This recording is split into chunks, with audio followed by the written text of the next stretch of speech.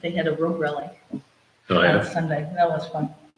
That was a lot of fun. All right, and we're up and running. All right, so I'll call to order this regular monthly meeting, August meeting of the Village of Schumansburg Board of Trustees at 7:05.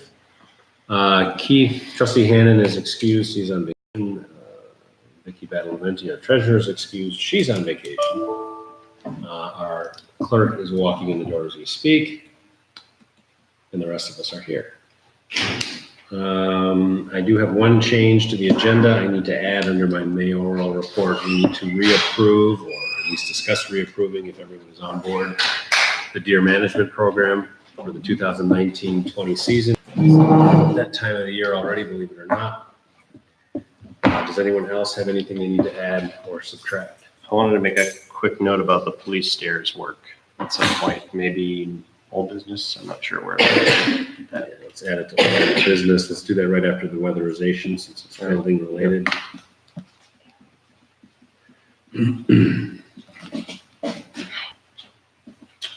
Actually, I had it under Keith, so we'll just cross it. Oh, that's right. We'll change it. We'll move it from him to old business. And you can see that there. Okay, anything else? Okay, then if not, we have our meeting minutes from July the 8th, 2019 in the Dropbox for approval. If anyone would like to move those. Move that we approve the minutes as presented. A motion, do we have a second? Except, actually, I just move that we approve the minutes, because I do have one. Do we have a second so we can discuss the edit? Second. Kenny, did you see my note?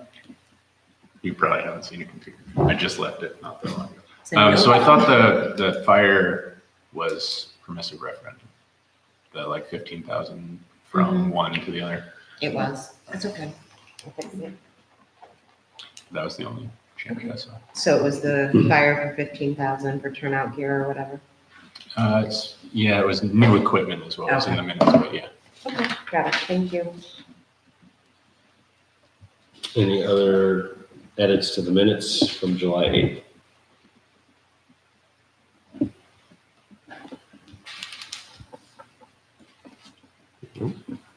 If not, then all in favor of adopting the minutes as edited, please say aye. Aye. Abstain.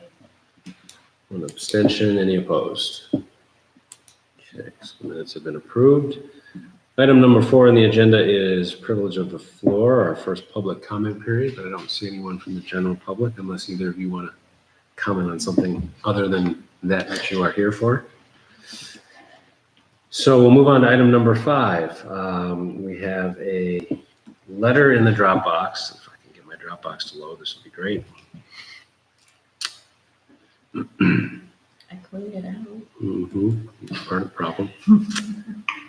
We have a letter from Habitat for Humanity, which is still loading, requesting that the village consider opting into the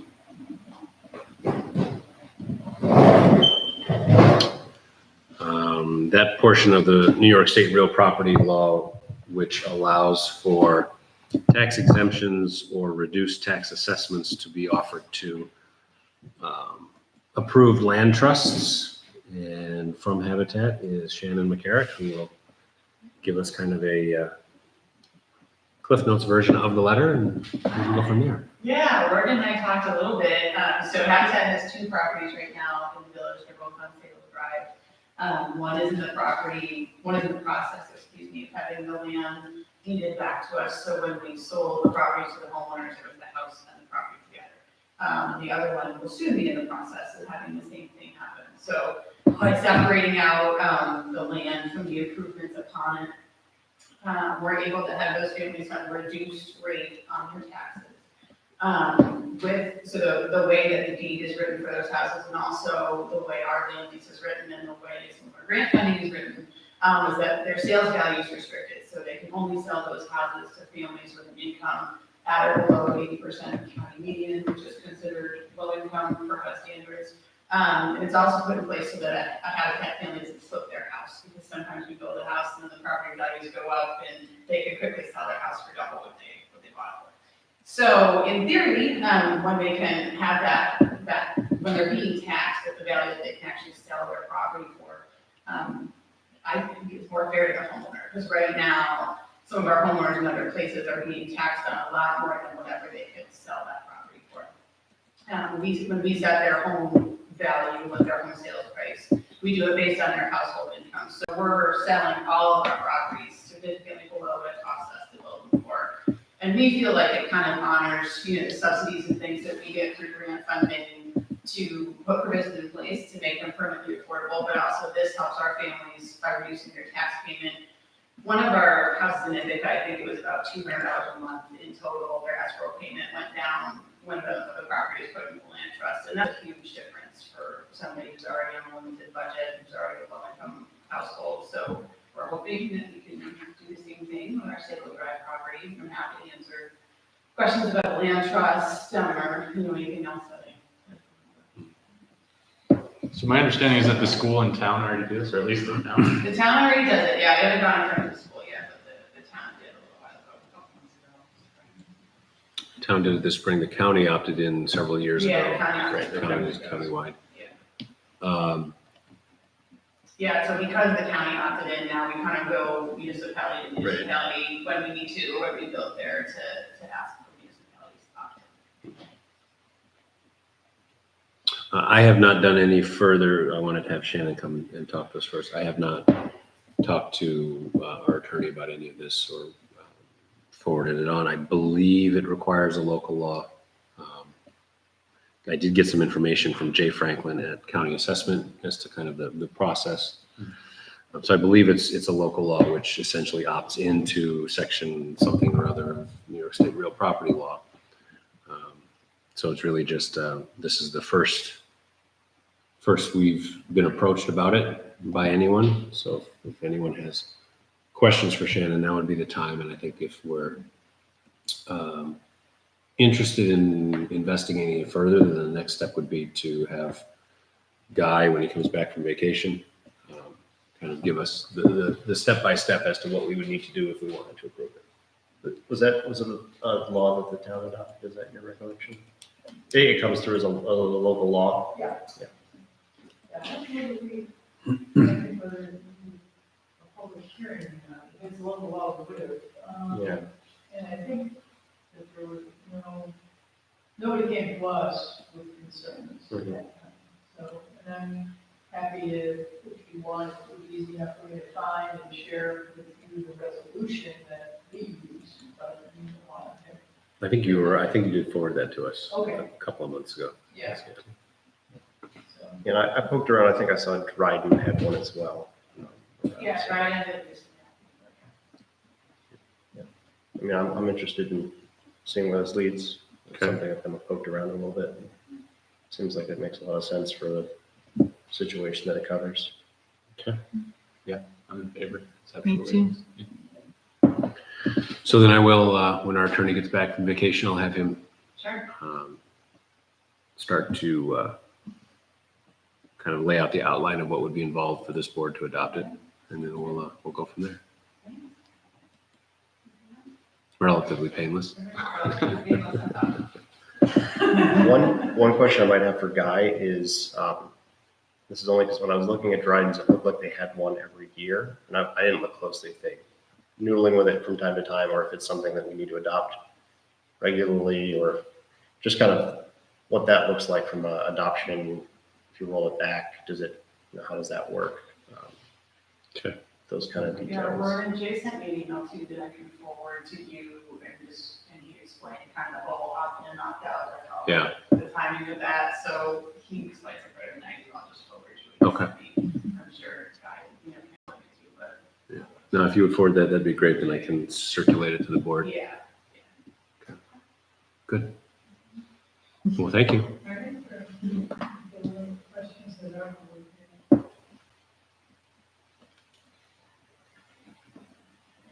So I think, actually, one of the questions that we had was, and I'm sure you noticed, that it was clear that the resale, it is limited, and that's the whole point. But somebody on our board asked the question, well, can somebody move out of their house, rent their house at market value, and, make money on the house that way while still retaining ownership of it?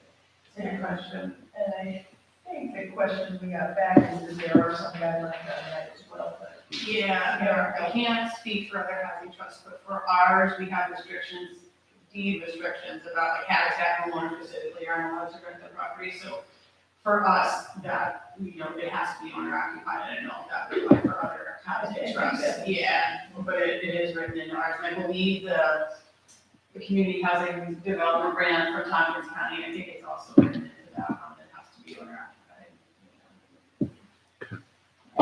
We have some question on it. We're looking at the. Yeah. Good, good to think about how you can break something. Right? It's.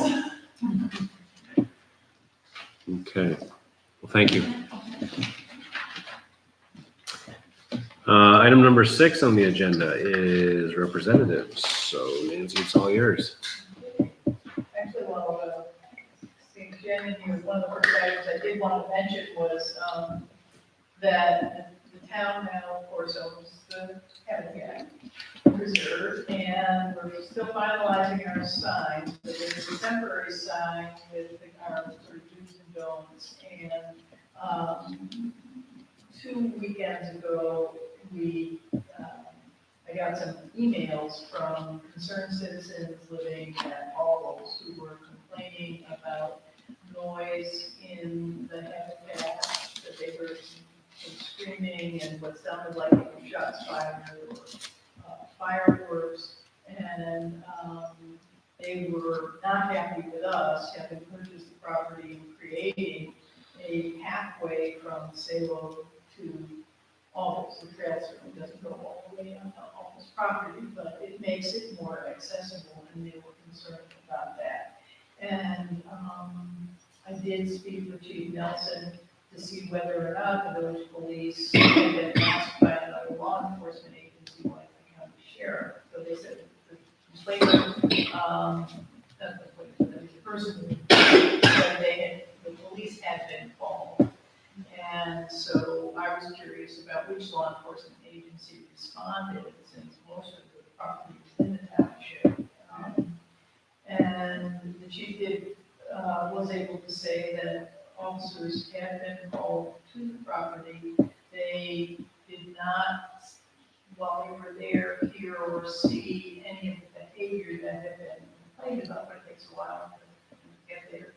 And so there were no arrests made. I attempted to reach out to the individual to explain more about, our effort to try to prevent behaviors like that with clearer signage rules, and then enforcement where there are complaints. So I assured her that the right thing to do was, if they thought there was anything that was dangerous or a serious nuisance, to call the police. That was fine.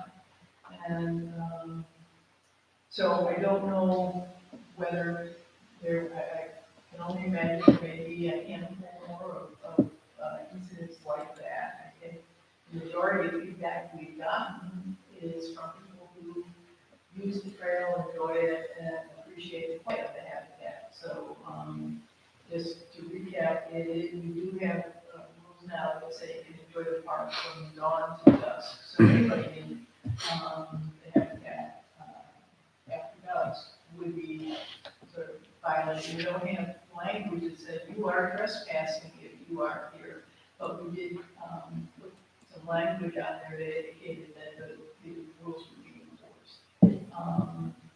And so if there's a complaint, I had spoken with Chief Nelson that if your officers end up being the one that responded to the complaint, they just wanted to have some clear language to understand sort of what their authority might be. So that will be an ongoing conversation, and if we can figure it out at a time when we take officers away from their regular duties.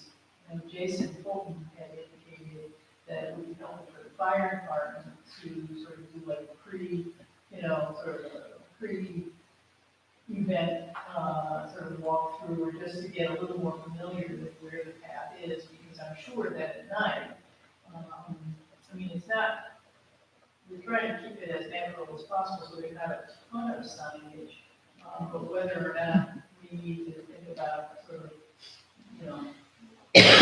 doesn't, tree blazes, so that if somebody needed to either find their way in or find their way out at night, they would be more able to do it, because the paths are pretty informal, they're pretty narrow, and, so the fire department, if they has an interest, and Marvin Fritz, who's our sort of lead volunteer that has made the trails and maintained the officer. And so the chief said, well, depending on, if he has an officer, he's reluctant to go too far into the property, be too far away from the call came, but I'll extend a similar orientation at least to the county sheriffs as well, so they're probably the primary responders. Not asked. So that was one thing, but there are other sort of concerns or suggestions. We're certainly open to do it. It's a work in progress, and we want to be as responsive as we can to neighbors. So, we have our town board meeting tomorrow night, and the topic that you have later in your agenda is also on our agenda, about the recreation program.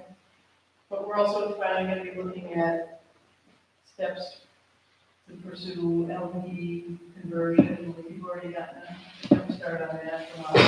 And we did get a state grant to do the replacement of to install an aerator in the Vancouver water tank. So that process is lumbering along in ways that you're far more familiar with than we are, in terms of, we are going to have MRP, our sort of project manager on that, and so we may need to be bonding and whatnot, but the idea is that we would, even though the aerator in the Wolf Lane tank operated by the town of Ithaca has been very effective at lowering the DPHMs that we have to monitor. They haven't been every quarter or every month low enough for us to say that's taking care of it. So we do need to have a second intervention, and an aerator in that tank seems like it would be sufficient to bring the levels to where they need to be without lowering the overall water in the tank enough that it would cause fire suppression challenge. So it's like this sort of interesting mix. But that project is beginning to gear up, and we're working with the EFC, the state. And I'm not quite sure what the status of the bridge project and Cemetery Road there is, but that is, moving. We finally have agreement with the county about sort of if there is any overage or whatever, how that those costs get shared. But those are. Oh, but the other thing that we're going to do at our end is, as you may know, this Tom is our supervisor, is very active and concerned about water quality in the lake and harmful algal blooms, and there are a number of different committees that meet about this, but they all seem to have jurisdictions that don't fully sort of align to make the forward progress, and there really are no county staff identified with that as a mission. And so I think our board is going to look at a resolution to urge the county to include, designate or add somebody in the county to really take some leadership and move those various efforts forward to see. There is a plan, but where that is in terms of implementing that. That's what Darby did for fracking before she came over here. Right, that's the concept of, that's the model I think that people have in mind, that kind of collective action made a difference on fracking, and we may need to generate that kind of interest and focus with some dedicated staff time to move that forward. So those are things that we're working on because of our timing. we will be getting, we've already begun some budget, some preparation. So we're inching our way forecast. So, Okay. any questions? Anything for Nancy? Questions, comments? Thank you. What I do have, Yeah. cars and the increase in their water usage, have we had any other conversations than the one you and I have had? Deb and I had talked a couple weeks ago. We were curious kind of where the CARS expansion proposal stands in its proposal track. And if that expansion is going to call on a need for more water to be supplied to them, then we had initially said that I think a letter had been requested of our water department about our ability to supply water. That's not the question. The question has more to do with that water district and any requirements on it from the town or from the village to the town.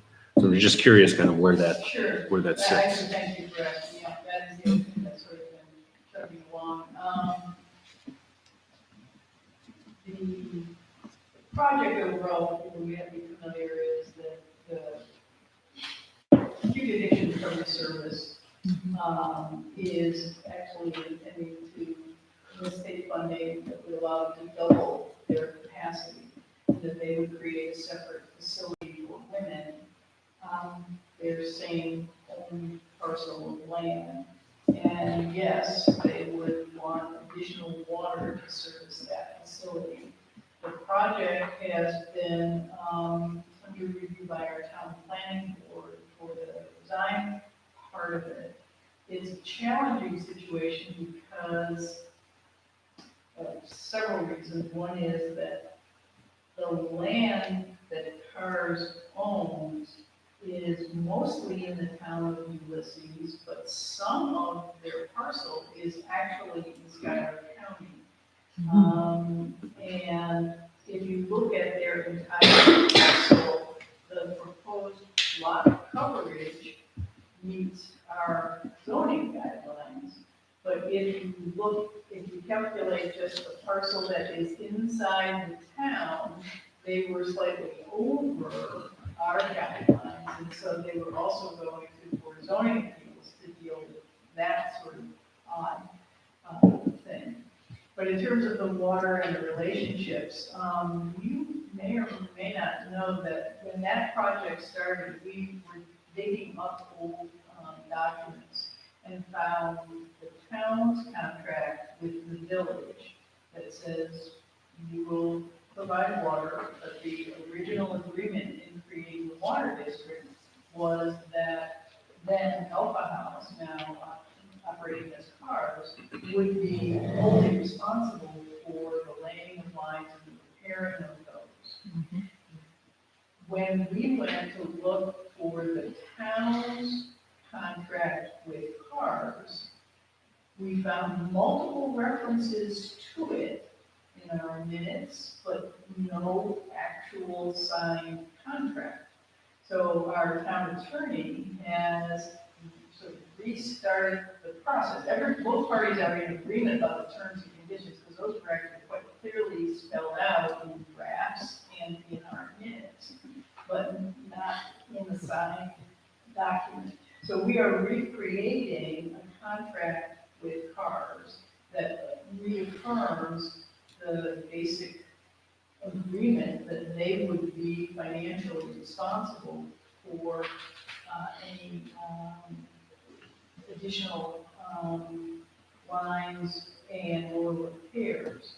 Now that becomes a little challenging because whenever that was done, shortly before Jim Meeker left his role as our town highway superintendent, he happened to mention that the lines actually cut across several private properties to get to CARS. I believe that I brought that up in some Yeah, way. well, right, and so, so how that's, I'm not quite sure where that stands legally, but it's like a challenge if those lines need to be replaced, repaired, or whatever.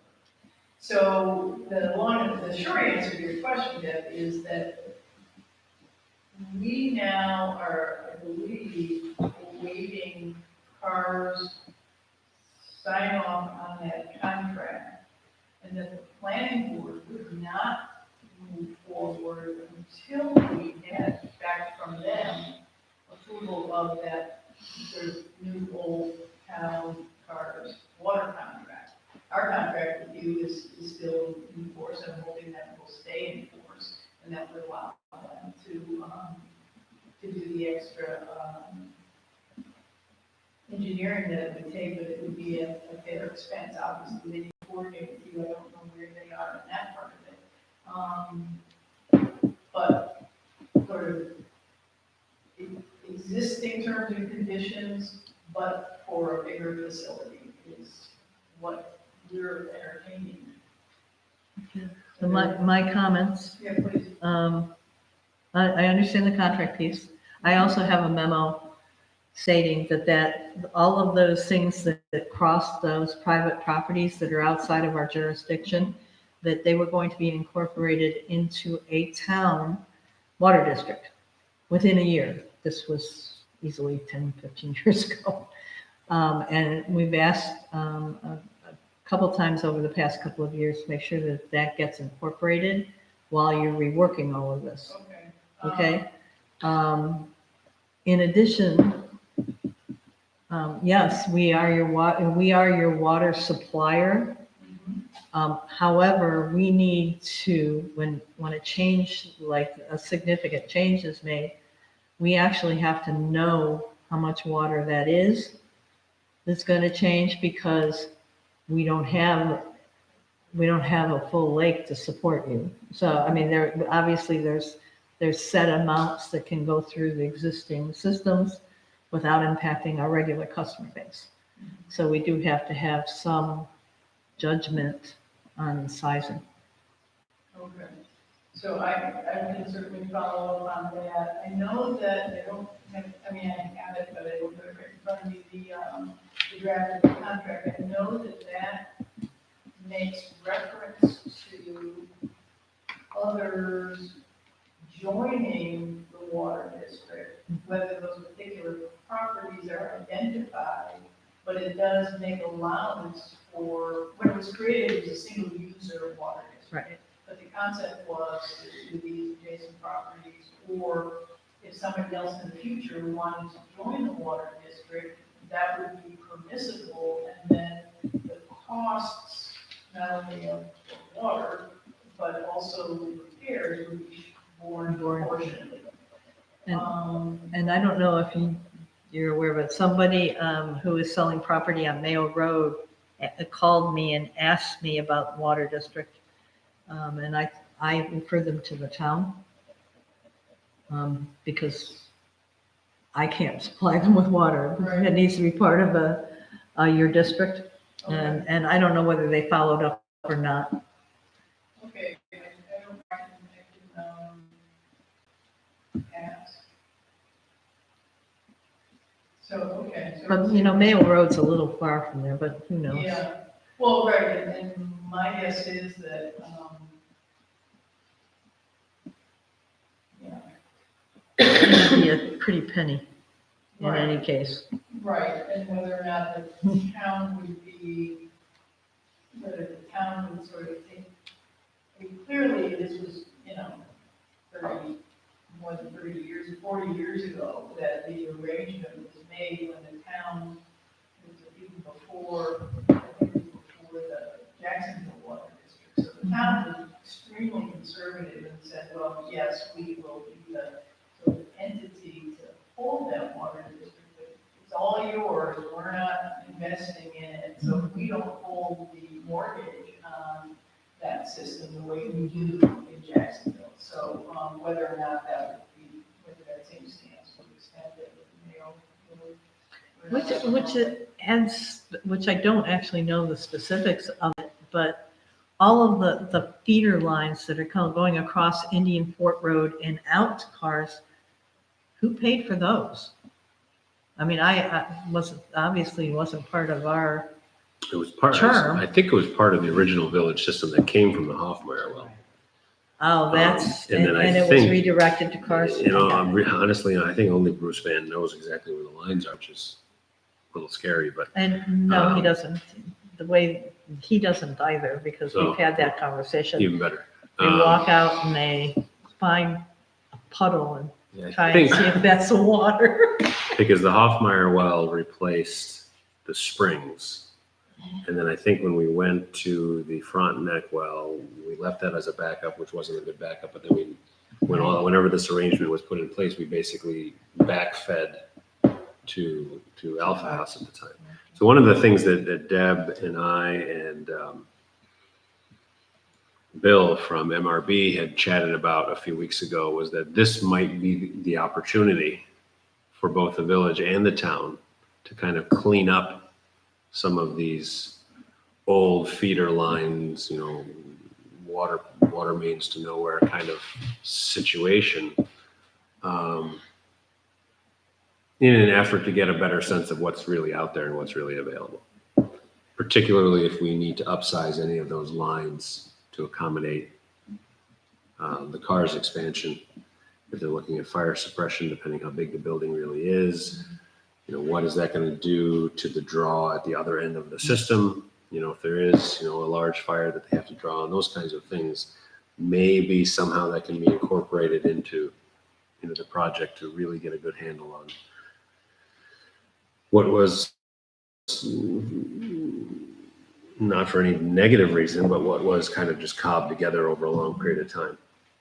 So that's why we wanted to see where we stand. And my guess is that probably John Zepko, our planner, has more, because he's looked more specifically at their plans. I haven't been going to the planning meetings that this has been discussed, so I can certainly raise that with both John and Liz. She may, because Bill Davis and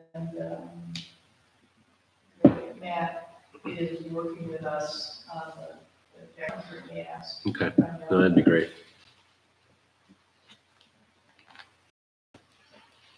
Nancy. No, something.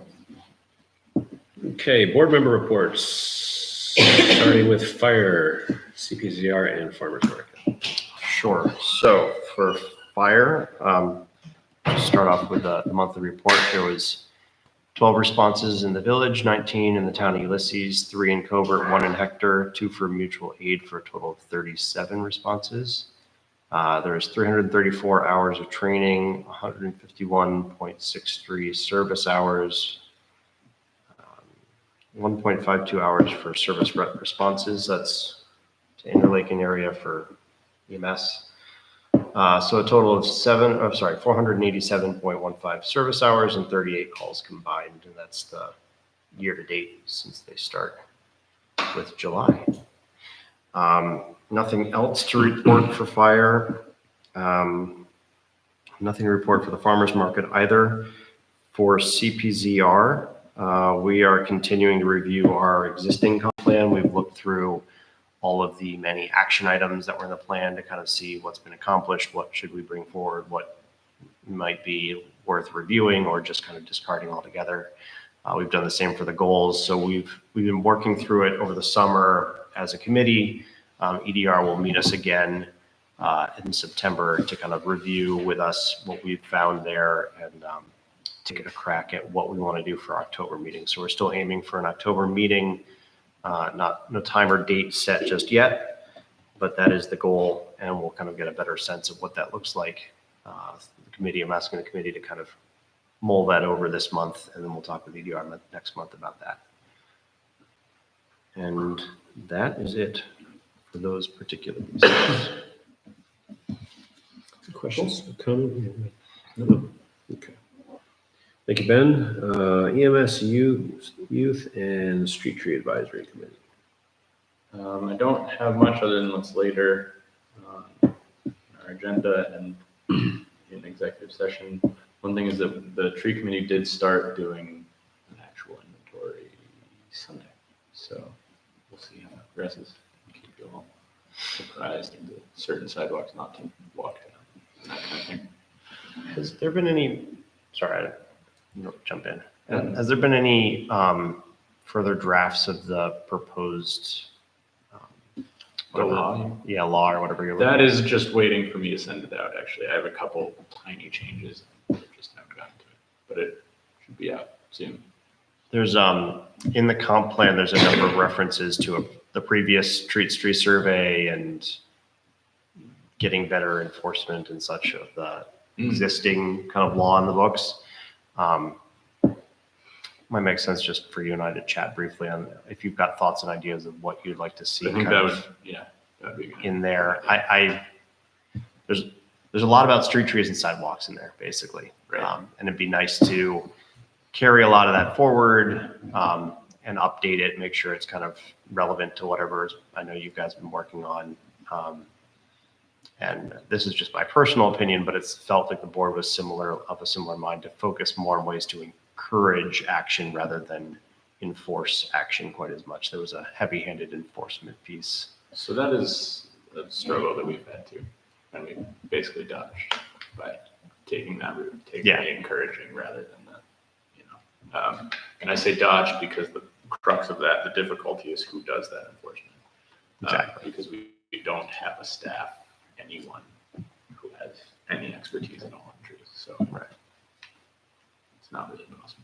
So that's really the only route. Right, and probably not the best use of people's times to go looking at people's sidewalks in the winter and giving notices for, that kind of stuff. And then outside of the sidewalks that we already maintain, do you give a notice for someone's slate sidewalks that are already moderately unpassable as it is? And Moderate. yeah, right. So there's a lot of, it would be a lot nicer to kind of encourage, I think, in a lot of ways. Yeah, I mean, there is certainly a piece for site plans and stuff and planting and all of that.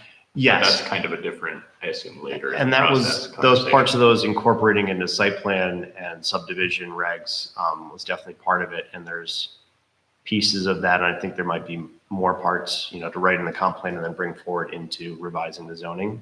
So that's another tack that would be useful to consider. Yeah. Okay, That's all I have. good. DPW water sewer. Okay, we'll do the good news first. We'll talk about wastewater treatment plant. And June and July did not go over any of our limits. Ooh. Yay, we must not have got much rain. Okay. However, we did meet with MRB and Camden Group, and Worden came down and we met with the group to go over things that have been happening in the sewer plant. Their Aqualogic board, which actually is the computerized dashboard of the state of things, has some issues, and what we've come to believe is that the issues are because of the wiring and variable voltage going through wiring. So we're looking at replacing wiring with Ethernet as opposed to the wiring that's in there. We do not have, we would have to buy a media converter for the Aqualogics panel when we do the Ethernet connection. So that there's a proposal out there. We do not know how much it's going to cost to pull the wire yet, because the other piece is that the screw pumps need a UPS, and there is no spacing, and there's not a good place for them. So there's some distance and some mechanism that they're going to put the UPS. They're going to get the UPS at a cost of $670. So at this point, we know that we're going to put the $670 into the UPS. We have Pleasant Valley doing that, and they're changing the electrical so that they're going to do the distance checking on the Ethernet to give us a price on how much it will cost to pull it, plus the media converter, which Aqualogics would provide, would be $22,450. And that's where everything's at. In addition to, we went back to DEC with a flow management update, and we let them know that all of these things were in process. I think that's about it. So do you want to approve the spending up to a dollar amount for the UPSs and the fiber optic run? What is? We don't UPS? know, we don't have a Backup power supply. Uninterruptible power supply. okay, so we don't have a cost for the run if Pleasant Valley was going to do it, because we don't know the distance at this point. Okay. So what we could approve, Was Pleasant Valley also going to do the voltage meter testing? yes, that was part of their, well, they were doing the UPS. I don't know that I saw anything the meter I've testing. never seen that either. I don't remember seeing that. There's some either. question in our meeting, there's some question, there's a little bit of finger pointing going on, but there's some question as to where the brownouts are coming from, where the variable voltage, whose fault it is. Whether it's NICEAG's fault or if it's I inside think the that building. Fell out. I'll have to follow up on that, Vern. Yeah, we should follow up on that. And, you know, I have been noticing in my house, I mean, in this past week, at Well, it least, blinks a we lot. had at least 8 outages, at least 8 Mhm. in 3 days. My clocks So, blink a lot for no real reason. well, I know because I'm working and all of a sudden I'm disconnected and I have UPS things. So I know for sure when it's going out and it's a brownout, it's not a blackout. So I am sure that it has something to do with NICEAG that they'll never admit. So which part do you want to approve then tonight? I would like to go ahead and approve the media converter itself, Good. because I don't think the others need board approval. I think that when they get the pool, it'll be light. And $670 for the placement of the UPS on the scoop house. Okay, so what's the total between those two? Almost a little over 3. It's $31.90. Where do you want to take it from? I don't know how much money I have. If I have enough money, I want it out of a regular account. We have, You have fund balance. Yeah, these Yeah. are just the abstracts, there's no books here, so. You have fund balance. we can take Just take it from there. It's not that much, So 3190 was the Yes. magic number. please. And I'll follow up with Dave on the meter testing. Okay. I don't know that we need board approval for 3190. I don't think so. We don't. All right, so any questions for Deb? Oh, I just wanted to state that we are still going down, try and deal with the DEC to raise our limits so that we won't be there. And that's it. Okay. Excuse. Trustee Hannan is excused, but I do have Chief Nelson's police report for the month of July. Trumansburg Police Department investigated 275 calls for service during the month of July. 12 of those calls were for service outside the village in the town of Ulysses. Within the village, the police department investigated, among those calls, 1 domestic dispute, 1 burglary criminal investigation. There was also an assist to the Thomas County Sheriff's Department for a burglary investigation on Waterberg Road. 7 assists with other law enforcement agencies. Animal problems, 3 suspicious person investigations, and 1 motor vehicle crash. And I apologize. Those were what happened in the town. So of the 12 calls in the town, 1 was a domestic dispute, 1 was a burglary investigation on Waterberg. There were 7 unlisted assists, the animal, 3 suspicious person activities, and 1 crash. Within the village, of the criminal variety, there were 4 domestic disputes, 5 harassment arrests, 7 thefts and larcenies, 1 criminal mischief, and 2 fraud or ID theft investigations, as well as a drug possession arrest during grassroots.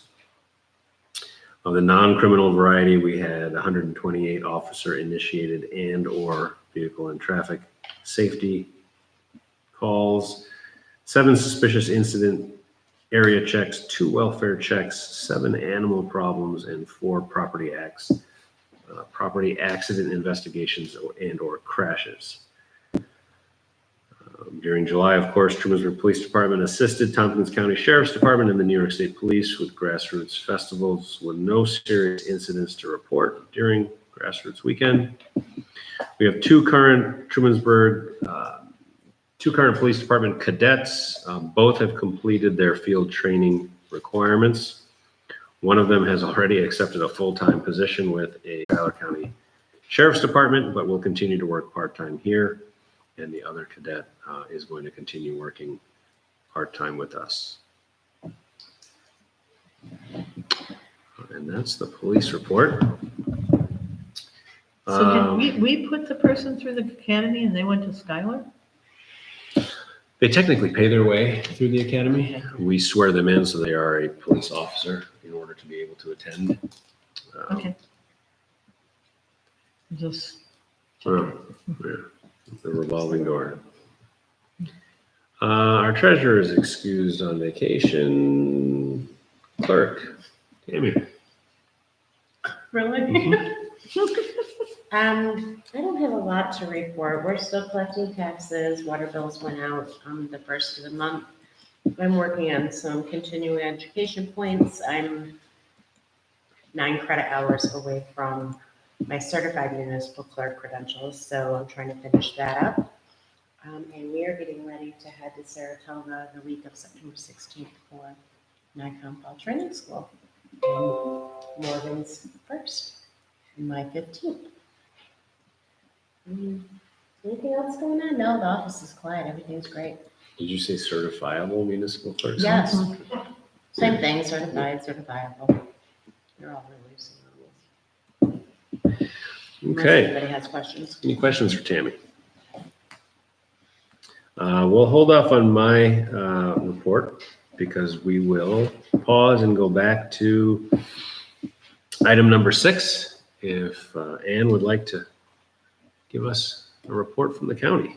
Sure, thanks for excusing me in here. Apologize for being late.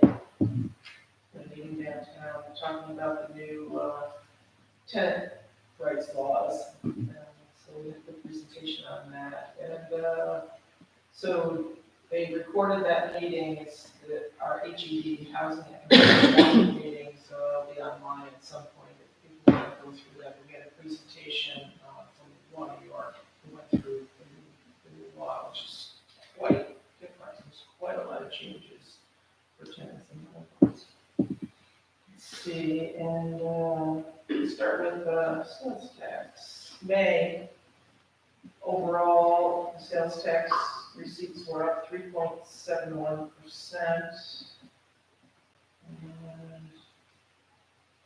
I'm sorry, that was the year to date. In May, they were up 8.39%. And overall, that was 3.71 that year to date. And then for municipalities, May was up 11.54%. Year to date, 4.67. And in June, actually for the year, the county was up 7.7%. And year to date, 4.61. The municipalities were up. I must confess, I don't, I had the formulas explained to me. Mhm. So I don't quite understand why sometimes they're not quite the same, but municipalities were up 18.3%. And that might be because the municipalities with your own receipts, maybe. So then, so year to date for municipalities at the end of June, 7.6% up. So that's good. I'm glad to not have to have reported yet since I've been in office. That's been down. And let's see, I don't think that I talked about the data center, the probably gonna be going in. So the, at the coal power plant, that they're, looking at permits now to change that over to decommission the, coal-burning power plants and change what they're doing on that property to a data center. So it's the same company would still be overall owning it, so, they have to go through a number of permits to be able to do that, so we'll keep you informed about that. But that's also, there's some money to help transform that into another purpose, to create local jobs. There's some money incentives for New York State because they're going towards decommissioning all the coal-burning power plants. And early voting is now scheduled for the general election. Is going to be starting October 26th through November 3rd. And we have 2 sites for that. And I don't have the hours yet that they'll be open, but the 2 sites are the Crash Fire Rescue Building on 72 Brown Road by the airport. And then the other site will be at the town hall, 215 North Tioga Street.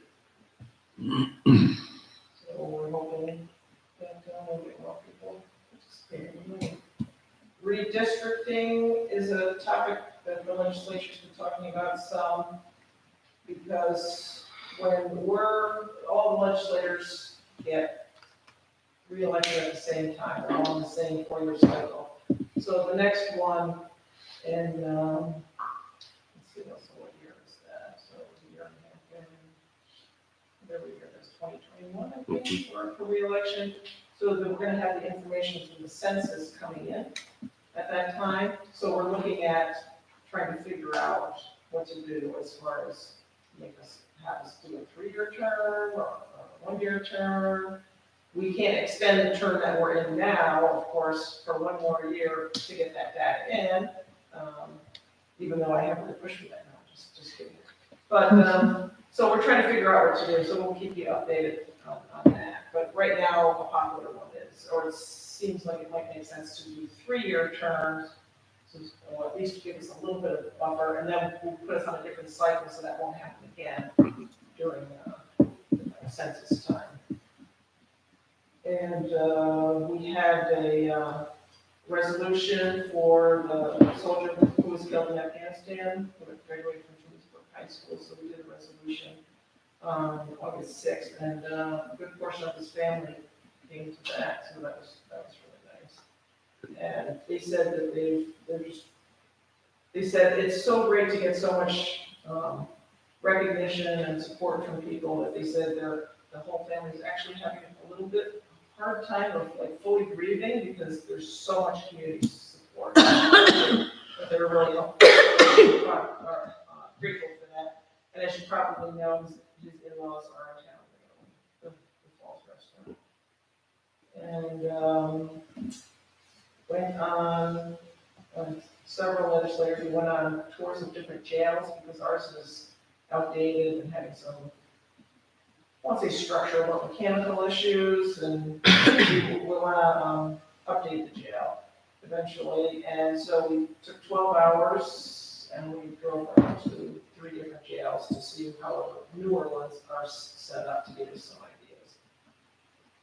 And then we had active shooter training right after that, so that was interesting. That was just for our buildings. And then you probably might have heard the Alcohol and Drug Council got awarded $6.9 million from New York State. So we can go ahead with they can go ahead with the 40-bed detox and rehab unit. And if you haven't heard much about that, that's going to be up on Trickhammer Road in the old Autovest building, which is right across from McDonald's. And the legislature, at the last meeting on the 6th, we voted down to do a study looking into a combined location of the sheriff's office and the police department. And I was one of the ones who voted that down.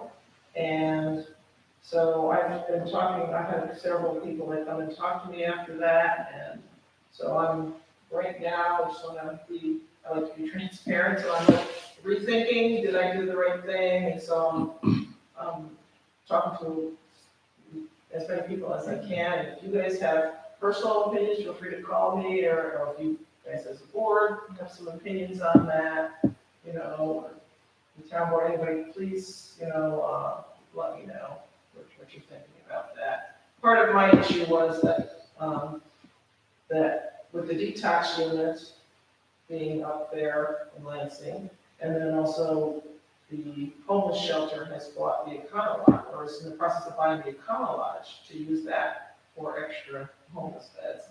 So that's a lot up in Lansing. They don't have a police department, and so there's a number of issues that, and that we're having more of the population increase is all up around Lansing, the Cornell area through Lansing.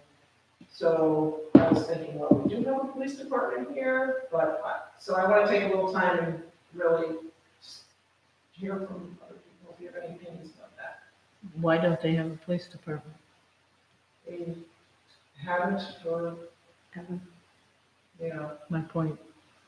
They still have needs, and it's much easier to have needs when your sheriff department sits right there. right. And your of state course- troopers are right there. I think that they might have to look at getting a police department. So that's one option that we're looking at, if we looked at combining it, would we, because then everything would be downtown.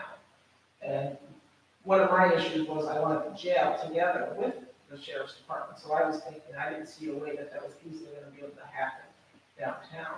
But now, some people are saying they're coming up with different properties now, so I wanna at least take a look at it, and could we have, for instance, a satellite office in Lansing? Or could we get their own, or, so maybe, any other comments?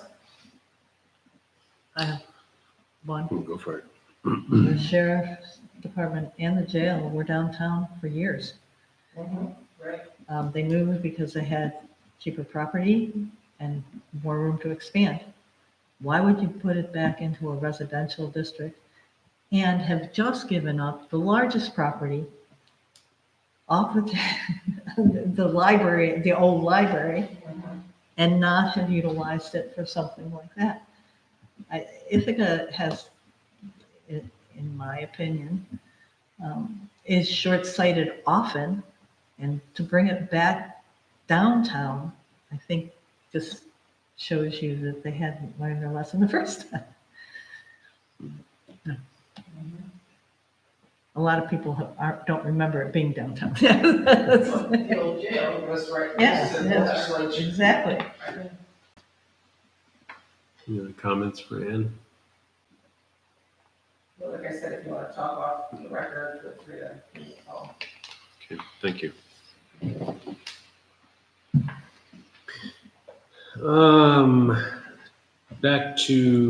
Back to me. Couple of items. We did complete, Ben didn't mention, we did complete the volunteer sidewalk build on South Street. In the last month, or since last month's meeting, between the Methodist Church and Wig Street, and I think that went very well. Looks great. So thank you to all the volunteers as well as our DPW for all of that hard work. We added one item to the agenda, which is in our Dropbox, is the draft authorization for the 2019-2020 Trumansburg Deer Management Program. Hard to believe it's that time already. Where did I put that? It's in there. It's in there. It's at I the read it. bottom of the, it's not numbered for us. Mhm. There it is. Same one as every year, just updated dates. Yeah, I keep getting kicked off the Wi-Fi. Yeah, same as last year. Dates are updated. Deer count is updated. Dates will be the same, first part of September through the end of March. All we need is board approval, and then I can sign the application and send it in to the DEC.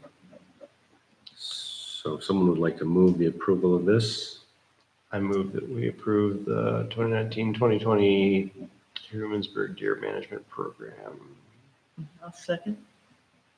Any discussion? Comments, concerns? Bert Blossy from Cornell is still our kind of our liaison consultant, and Pat Miller, who's a village resident, organizes the participants.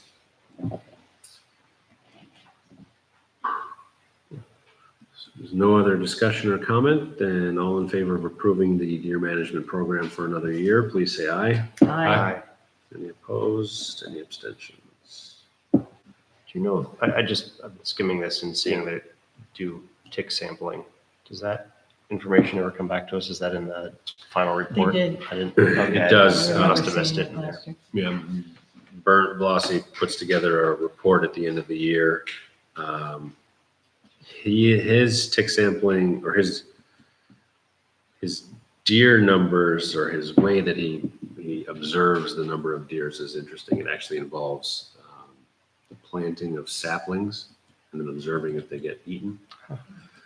And then he also does some tick dragging to see what the numbers look like. So I can find his report from the end of last year. Yeah. Send it along. It was must have far missed less. Hmm. I think we had far more ticks, but none of them were infected. I mean, there was very few that were infected. They were surprised at the sampling. That didn't Yeah, go on.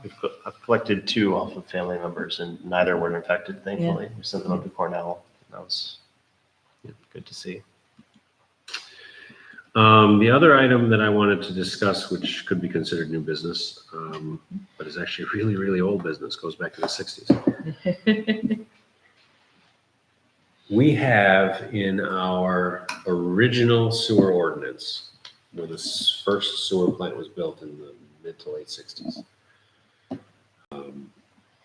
written into it the authority to investigate properties for any type of illegal hookup into the sewer system.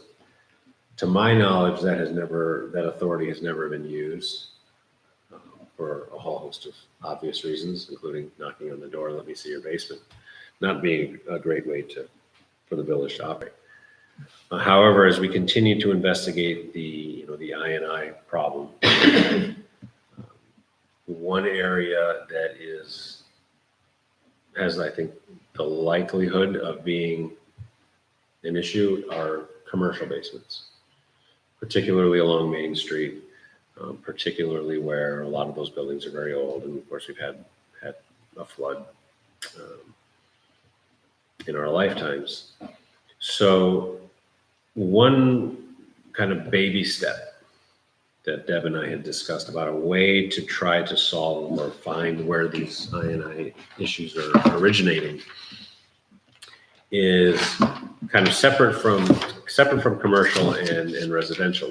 Deb and I were talking about residential and how many homeowners, I'm sure many would know easily whether their sump pump was tied into the sewer main. But there's a lot of people probably that wouldn't know. Someone buys a house and There's a lot of that. and there's probably a lot of just not knowing what it would even look like. So on the residential side, I'm not comfortable with knocking on doors, having Dusty or anyone else at the DPW knock on doors and say, we're here to check your sump pump hookup. However, if a village employee were in the basement for some other reason, the fire department gets calls to help pump out basements when they flood. Do we want to empower or authorize those employees to take a look? The law says we have the ability to do it. Do we want to put our employees in that position? That's on the private residential side. On the commercial side, I feel much more comfortable with the notion that commercial properties have at least an annual, some of them have an every other year, but it's usually an annual fire inspection.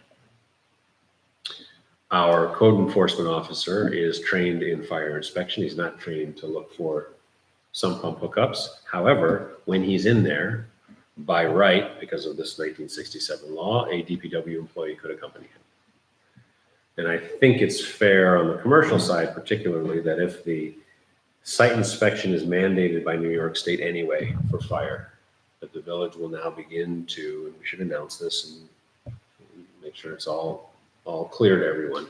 The village is now going to utilize its now almost, well, it is 50-year-old law to also inspect those hookups. The thought being that if a hookup is discovered, that there's no fine or penalty, the property owner has time. We have to decide how long, 3 months, 6 months, they have some period of time to remedy that situation. And if they choose not, at their cost, and if they choose not to, then there would be a fine established. There isn't a fine schedule in the 1967 law, so I'm introducing this discussion now because we would need to make some resolutions or amendments about what that fine schedule looks like. My preference would be that we give plenty of grace period. It's the landlord's responsibility, but as we know, landlords will try to pass that along, often will try to pass that along elsewhere. So we want grace period, we want to give them time to make the change, but it can't be open-ended. And in order to make it not open-ended, the penalties and fines have to be meaningful. So that's the idea. How we manage it on the residential side is less clear to me. The commercial side seems fairly obvious, but that's the idea, and wanted to throw it out for some discussion. I would run it by Guy. He was very concerned with the tree that pieces that infringed on search and seizure rights. And that, I mean, even if you're there for a fire inspection, you aren't necessarily allowed to like poke your head in the bathroom, right? Because that's not part of your officially you haven't been given that permission. So I would definitely run it by him and see what he thinks, because he seemed to take a pretty hard line that I'd be interested to hear. But in concept, I think that's great. I mean, it could help. I mean, I think for commercial, that's the answer, but I also think we need something for residential. Because what we're finding, and we did the smoke testing, we found not very little reflective of the smoke testing. But what we do find is people have gotten wise to smoke testing. So they put their traps, they have a trap on top of it, so the smoke doesn't come out.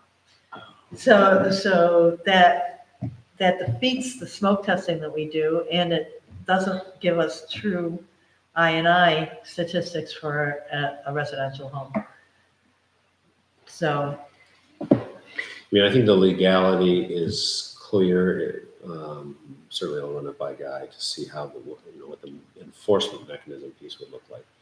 In our Deb and Mai's conversation with MRB, they have municipal clients who they do not knock doors. They just, and, just as when when the water meters were in the house. Right. The water, by right, the municipality has to have access to its water system. Right, because it is our equipment. Similar to the sewer. But how we kind of make that work in practice is obviously always different than how the law might be. See, and what I'm thinking, personally, as far as residential, is let's get this in place and the fines set up. We're getting ready to replace meters again. And so as part of our definition of replacing the meters, we'll also be testing their sump, looking at their sump pump connectivity. Yeah, one idea that kind of floated to the top in conversation is that if we make kind of something of a media blitz to the community and say, if you don't know, you don't know what you don't know. If you don't know whether you have a sump pump tied into your sewer main, our DPW will come in and inspect it for you. And if you do, you have to fix And it. if they discover that it is, then you have to fix it, but there's no fine or penalty. So as a service to the residents, we'll come and check for you. If it does need to be fixed, then you have to fix that within some period of time. No harm, no foul. But if it's discovered later on, then, if you don't take advantage of this free inspection, and then at some later point it's discovered that there is, however it happens to be discovered, whether it's through inspection or the meter gets changed or whatnot, then the fines will be X. That's one approach. Again, I think the commercial piece is easier because there's already inspections that occur, but I'll run it by Guy as to what the mechanism of that might be. So for the meter replacement, is that something that, I guess where I'm going is, even if it's a longer time horizon, I'm interested in the idea of what already are we doing that we can just slot this in with. And if it's the meter replacement, that sounds fine. And even if that takes us a number of years to get around the whole village, at least it's just part of the process, it's part of the system, it gets there. If we want to accelerate it, I'm not opposed to that kind of, kind of carrot and stick approach. But thinking at, a long enough time horizon, that I like that idea quite a bit. It seems to make sense. And it also stops them from having to go back twice, ever. Mhm. I know that replacing the meters took us like 4 years. Mhm. So it is a long time horizon, but we are at the point where those original ones need to be replaced again. And it's You're something looking that at me continues, confused. right? Like, that's kind of a one-time approach, and it might be useful now because we're dealing with that. I idea, wasn't we kind of want aware. to pressure. I thought we just pressure waited that. for them to. I mean, die. maybe we do the bulk, but what's the 10 years from now when someone moves in, doesn't know, and wants to redirect something or whatever, how do we keep on top of it? Yeah. I just want to comment as a home inspector, you mentioned people that are buying houses might not necessarily know. Most everybody gets a home inspection, and it's a requirement that we check the sump pump, sump pit.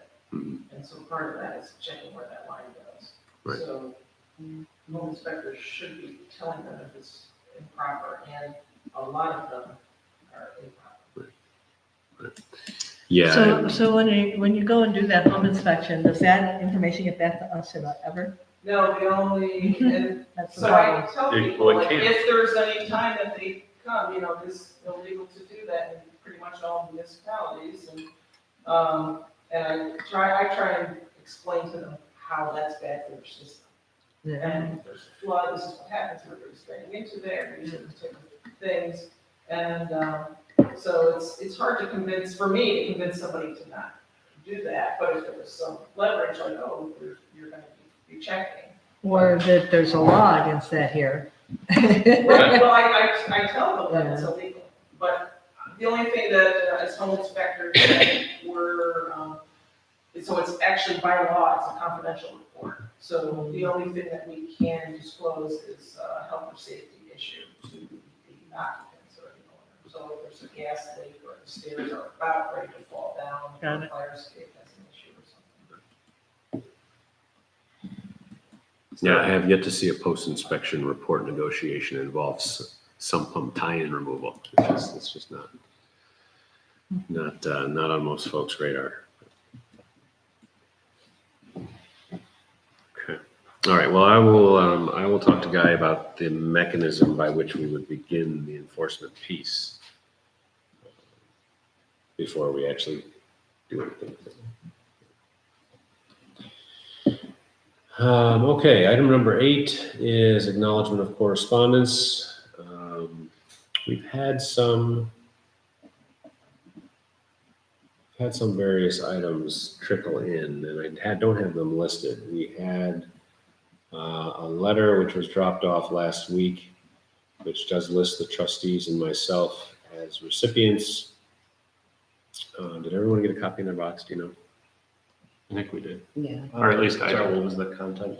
It was a letter which was concerned with the legality of the public hearing notice for what was going to be the planning board's public hearing this Thursday. No, Yeah, that's I not haven't in seen there. that. No, that I didn't- saw it I this, haven't seen when you showed me the before Okay. this meeting. No, it did not. There were 5 items listed,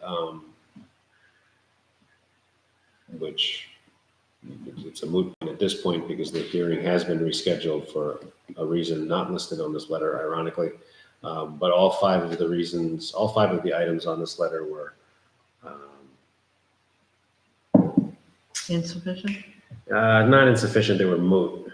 The items listed were not, and I won't go through it, but there were 3 items which are not a requirement of public hearing notice. 1 item which was missed that there actually was included in the notice. And then the 5th item was just incorrect information. But that again is moot because that hearing has been rescheduled at this point. We did receive a very nice email today from a gentleman, I think it was husband and wife in Syracuse. They actually came down to participate in the crit this weekend. Very complimentary of the village, had never been here before, said they would never have had an occasion to be here except for the crit, but they plan to come back hopefully often. They didn't say often, they just said they plan to come back. They were very impressed with everything this weekend. The crit did go well Saturday with almost no incident.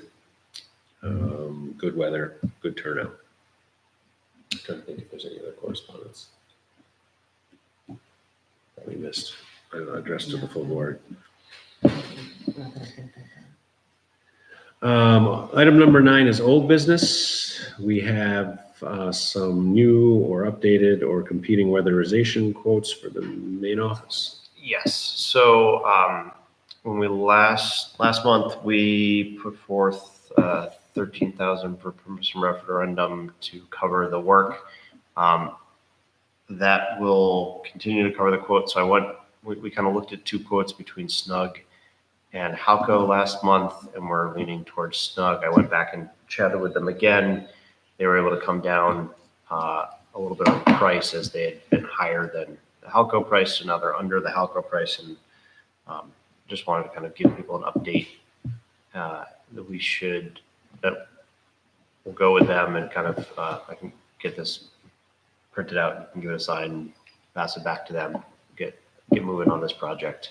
I did talk with Chief about scheduling, and so we'll try and get this scheduled either early through Friday or Saturday when the officers can do their morning work outside of the building, just from their car, and hopefully minimal disruption, because we will need to have the building empty when they're blowing in the insulation, as it's not good to be here when they do that. So that's pretty much it on that. I just wanted to kind of, bring up the last bits of negotiation. I know, what are you doing with us? Maybe you get the day off. I don't know. We'll still Well, you continue. said you didn't want the officers in there, and I was feeling Sorry. a little. Yes. No. You'll definitely. Okay, that's what I want. You don't have to give it out. They do. Yeah. That's, No. Sorry. Yes. To be clear, everyone in the office would All right, I be just out. wanted to make sure that we weren't getting left behind. for You don't have the issue of situations. potentially needing to arrest someone and come back into the. No, I so don't need to do that. I A little just more wanted worried to- on the police side. Yes, of course. But there hasn't been a date picked, so we'll Okay. kind of get an email going with everybody, but Well, that week we're gone would be a good week. that's not a bad idea. Which one was The that? week of the 16th. September 16th. Yeah, that's a good idea. I'll see if that works for them.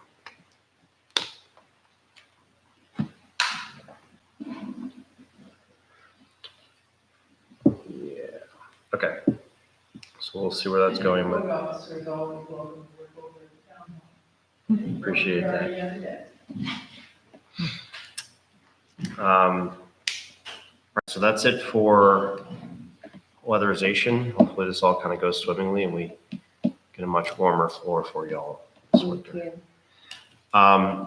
We put the police stairs right after that, so that's just another short update. There's about $461.21 worth of materials that we need. Initially, the materials that we got for the police stairs last year was just for kind of putting new tread on and not kind of rebuilding the whole thing. It really should be rebuilt. So this is to kind of get some stringers and just kind of rebuild the whole thing. I talked with Vicky. She said there's still $5,000 in, where's my note on that? Anyhow, in building maintenance, there it is. So we should be fine with that. I don't think we need it. We don't need anything, but just to bring it up to the board. There will be one additional piece afterwards to get a metal railing that's ADA compliant, but we're just going to start with a wood one like we have, and get a quote for that metal railing a little bit later down the road. EDA requires metal? Continuous, it requires a continuous railing, right? I don't know the details. I know that my dad has been talking with Tom as to what exactly needs to be there, and I didn't. an ADA compliant railing at any rate. Again, it will probably be metal. I don't know if that's a requirement, but that's what it's going to be. And so then once we've got that in, we'll figure out a date get a few people to help out and build that out. That's it for updates on those. Okay. We have a footbridge update, which is simply to say that unless anything has changed, I believe that we remain committed to seeking a cost-effective way to save the footbridge. I'm waiting on, Dusty's been playing phone tag with someone at the Army Corps to find out if they want input or need to have input. We do have an application ready to go to DEC to allow for some work to commence on the retaining wall, but we're still in a little bit of a holding pattern. Unfortunately, I don't know that that means we're going to get it all done before the fall, but we will continue to. Did we pursue the disintegration of Gregg Street around that? So part of that is waiting on Army Corps' opinion. Okay. If they feel, it really just depends on what response, what conversation they have with Dusty. Okay. There is a version of this, I think, that gets a lot bigger if we start to look into the bottom end of Gregg Street. Maybe Right. that then gets into some state funding for that kind of repair. So I'm purposely taking it slow, not to be slow about it, but to make sure we're addressing it a little bit more comprehensively than just band-aiding the one piece only to find out that Gregg Street is, hopefully not, but what if we were to find out that Gregg Street is sliding into the creek in slow motion? That would seem like something we should address if that was the case. So that's why I want Dusty to do his due diligence before we apply to DEC to let us fix the wall. Lake Street, Dorsey Hill. Yeah, just a quick update, kind of just on progress there. So I reached out to a number of different groups, County Highway, there's a Cornell organization, local roads project that I was not familiar with until recently. Talked with Chief as well, and he's kind of looking through channels on his end just to see if we can get some other ideas, sets of eyes, input on that intersection, if there's other better solutions potentially. I've got a meeting later in the month with someone from Cornell Local Roads to walk around and take a look at it, see if they've got any thoughts. County Highway got back to me with a very nice map of how we could move the intersection, which is something that Chief and I talked about, but I don't know if there's a lot of interest in doing that work. But we've got a little map we could get a quote from somebody, I suppose, on. But I suppose it's likely more than we're interested in getting into. So what I'm interested in, do we own the land that they're trying to move it from? That would be my number one.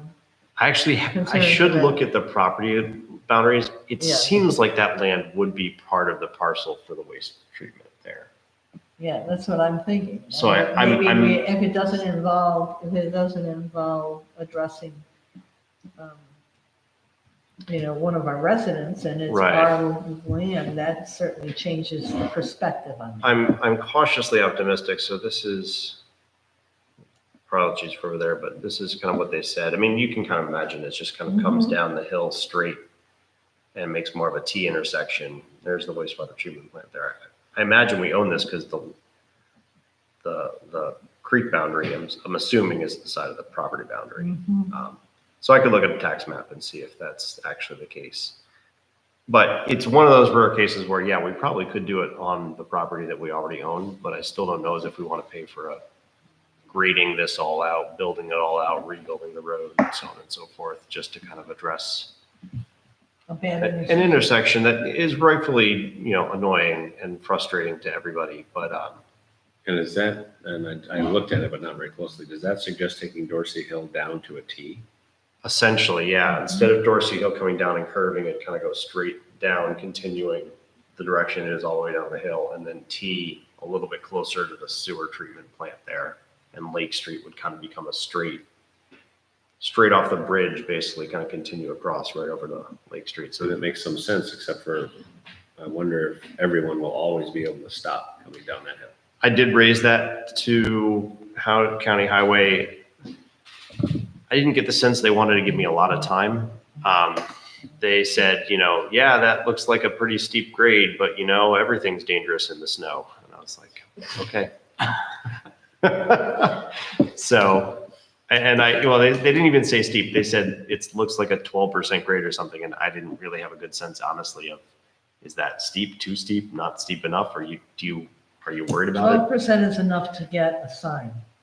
So it's Yeah, great. that's a good point. So yeah, right. So that is the other part of it, is that, that then becomes an issue where people that we've continued to be concerned about is coming down that hill in the winter.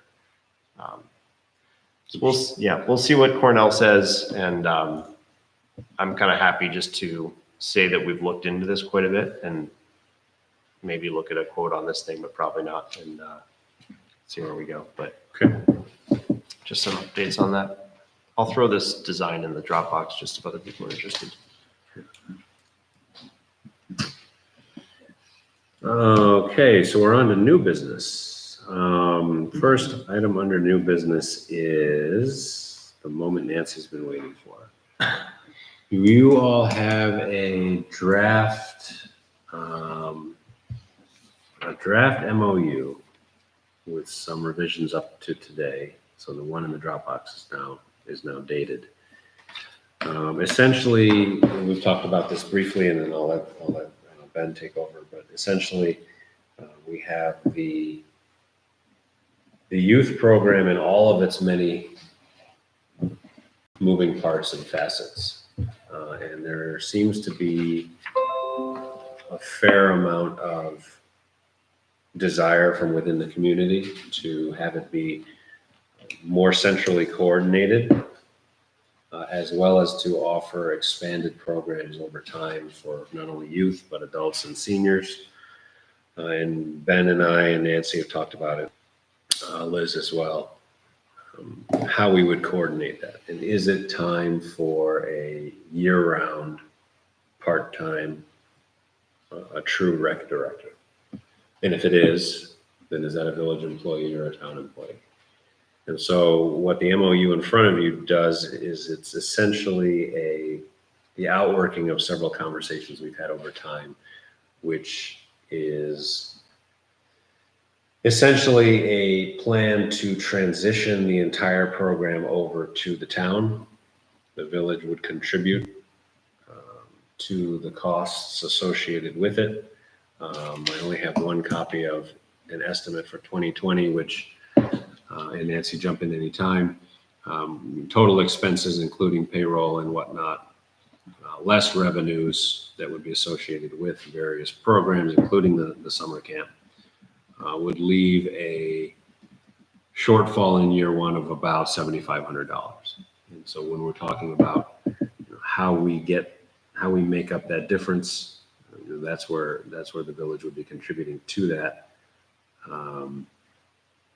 So that's the, and Ben, jump in, but this has been a long evolution over many years of how do we make the youth program not only more efficient, but expand its role and its scope and its purpose to make it more meaningful for more people. Right. So I started as the youth commissioner around 5 years ago, and one of the first things that happened was people said, we need, a year-round rec director. And that sort of simmered, and it was, we can talk a little bit more about this in executive session, but it's sort of been a holding pattern, at least as long as I've been here. I distinctly got the impression that it's been much longer than that. But we have, as a youth commission, been talking about this in varying degrees of active for a long time. Recently, over the past several months or so, Nancy and John, Gregory, thank you. That's amazing. Have been working very actively on putting together basically a proposal that would shift the program from the village to the town. Nancy, in the last couple of months, has presented to the town a number of times, and it sounds like there's some support in general, at least to continue that conversation in the town. It's also something that I've brought up here several times. I think we always sort of look at our programs and say, how would you build this if you were starting from scratch? Usually, maybe to be sort of honest, always what we have now is not the way that we would construct it in an ideal world. So I'm not sure how this started, what the organic buildup was, how we ended up where we are. But to me, I look at this and it makes far more sense for this to be in the town. It's where our other youth programming is based. it sort of eliminates a kink in the, like, money goes to the town and money comes back, money goes back to the town, all for our summer rec program. So without explaining the details, that does actually happen every year. We send them a check. They send us a check back for a percentage of that check. Then we, depending on whether we have a deficit or a surplus, send them a check back. And that to me is sort of bananas. This would also allow sort of our rec director to exist year round, which is a bit of a separate issue. So there's the moving things to the town, which is one issue. And then there's the expanding the rec director position, which is a different issue. How we do that to me makes less of a difference. I do think it makes administrative sense and logical sense just basically to move it to the town.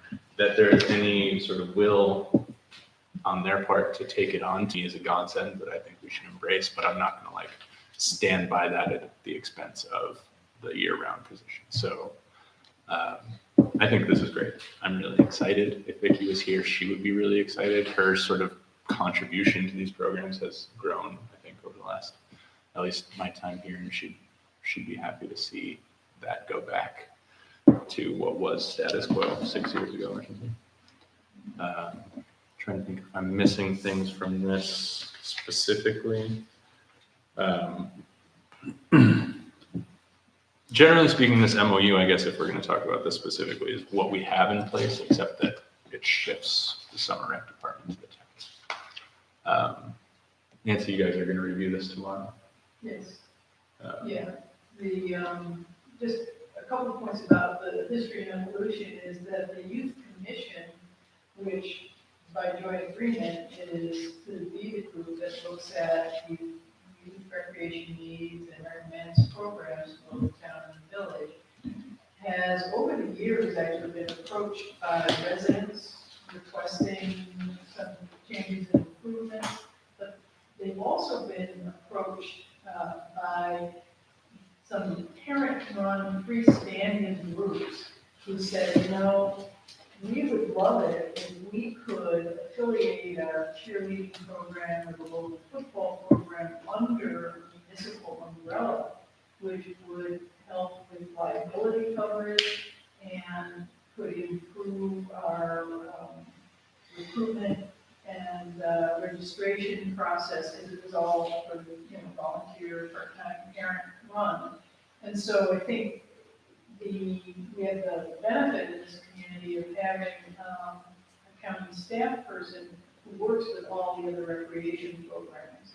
And when she saw what we were investing in and listened to the kinds of requests that were coming to the youth commission, she was saying that for very similar money, you could really have a year-round program.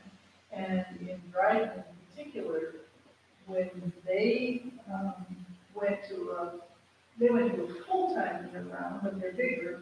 But one of the things they did was take some of these like club programs and over time negotiate how to bring them under a municipal umbrella. So any resident in the community would have an easier time to say, what's available for my kids? How do I sign up? And they have some of that information centralized. A number of people I've been in meetings here where people have come and they've also come to the town board to say, why can't we run more like the town of Lansing? Again, a bigger town, full-time staff, but the concept of being able to have a varied set of offerings that are easy to learn about and sign up for has been, I think, the motivation for the youth commission to bring the proposal forward. The mechanics of saying, well, if we were to migrate the program from the village administratively to town, it could also include the creation of a part-time year-round recreation director, which would then become a county, I'm trying to prove that, town employee, and would work under the sort of programmatic guidance of the youth commission, but administratively overseen by town supervisor or probably for startup as deputy supervisor. That would probably spend a lot of time if this all sort of played out in the scenario that we looked at.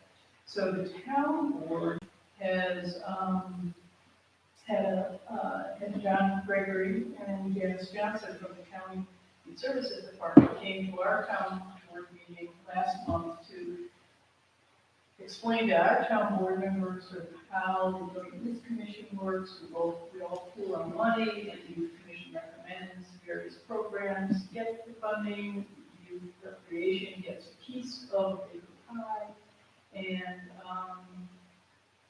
our board members, when posed with the possibility of taking on the administration, asked a number of questions. And so we've since provided supplemental information, and at our meeting tomorrow night, we're going to discuss that further. And of course, one of the questions they had was sort of, well, what would the cost of this be? And part of why it's not cost neutral is if for the amount of funding that we're looking at, for about $23,000 a year, other towns have part-time year-round directors. And if we were to hire a town, it's all played out this way, and the town were to hire a 20-hour-a-week person, according to our personnel policy, that person at 20 hours would be eligible to get half of their health insurance paid. So and that works out to be about $9,600 for town contribution. So the cost goes up as opposed to having just a part-time seasonal person. And so so tomorrow night, they'll be looking at supplemental questions, which is, what are these programs? Because our town board members are going, the demographic of our town board is actually considerably older than the demographic of the village board, whose people's, families use the programs. So explaining what the programs are, wondering what the connection would be to other programs in your community. And it would mostly, I think, that's a piece of what the Youth Commission and some of the others in the community wanted, which is, well, if they're not the umbrella for everything, can a part-time year-round person make it easier to find things that are going on in the community, school, music, and art? And the Trumansburg Community Rec has seen this same void, and they've stepped into it with some good information, but they're gathering information, but they're not necessarily bringing program providers to the table to say, what are you doing, what else is needed, and who might do that through collaboration. And if there was a gap that the community wanted, then the municipal rec program, might respond. So we've had, so that's, some of the genesis of it. So they're going to look at sort of what's the connection of this person be, and we would envision them sort of tracking or attending or sort of in some ways building a relationship with students for community rec, so that if they achieve their goal of creating some facilities, there might need to be more programming, and that might be a point at which this person could be helpful with a more quick span, depending, that sort of, unclear but potential trajectory.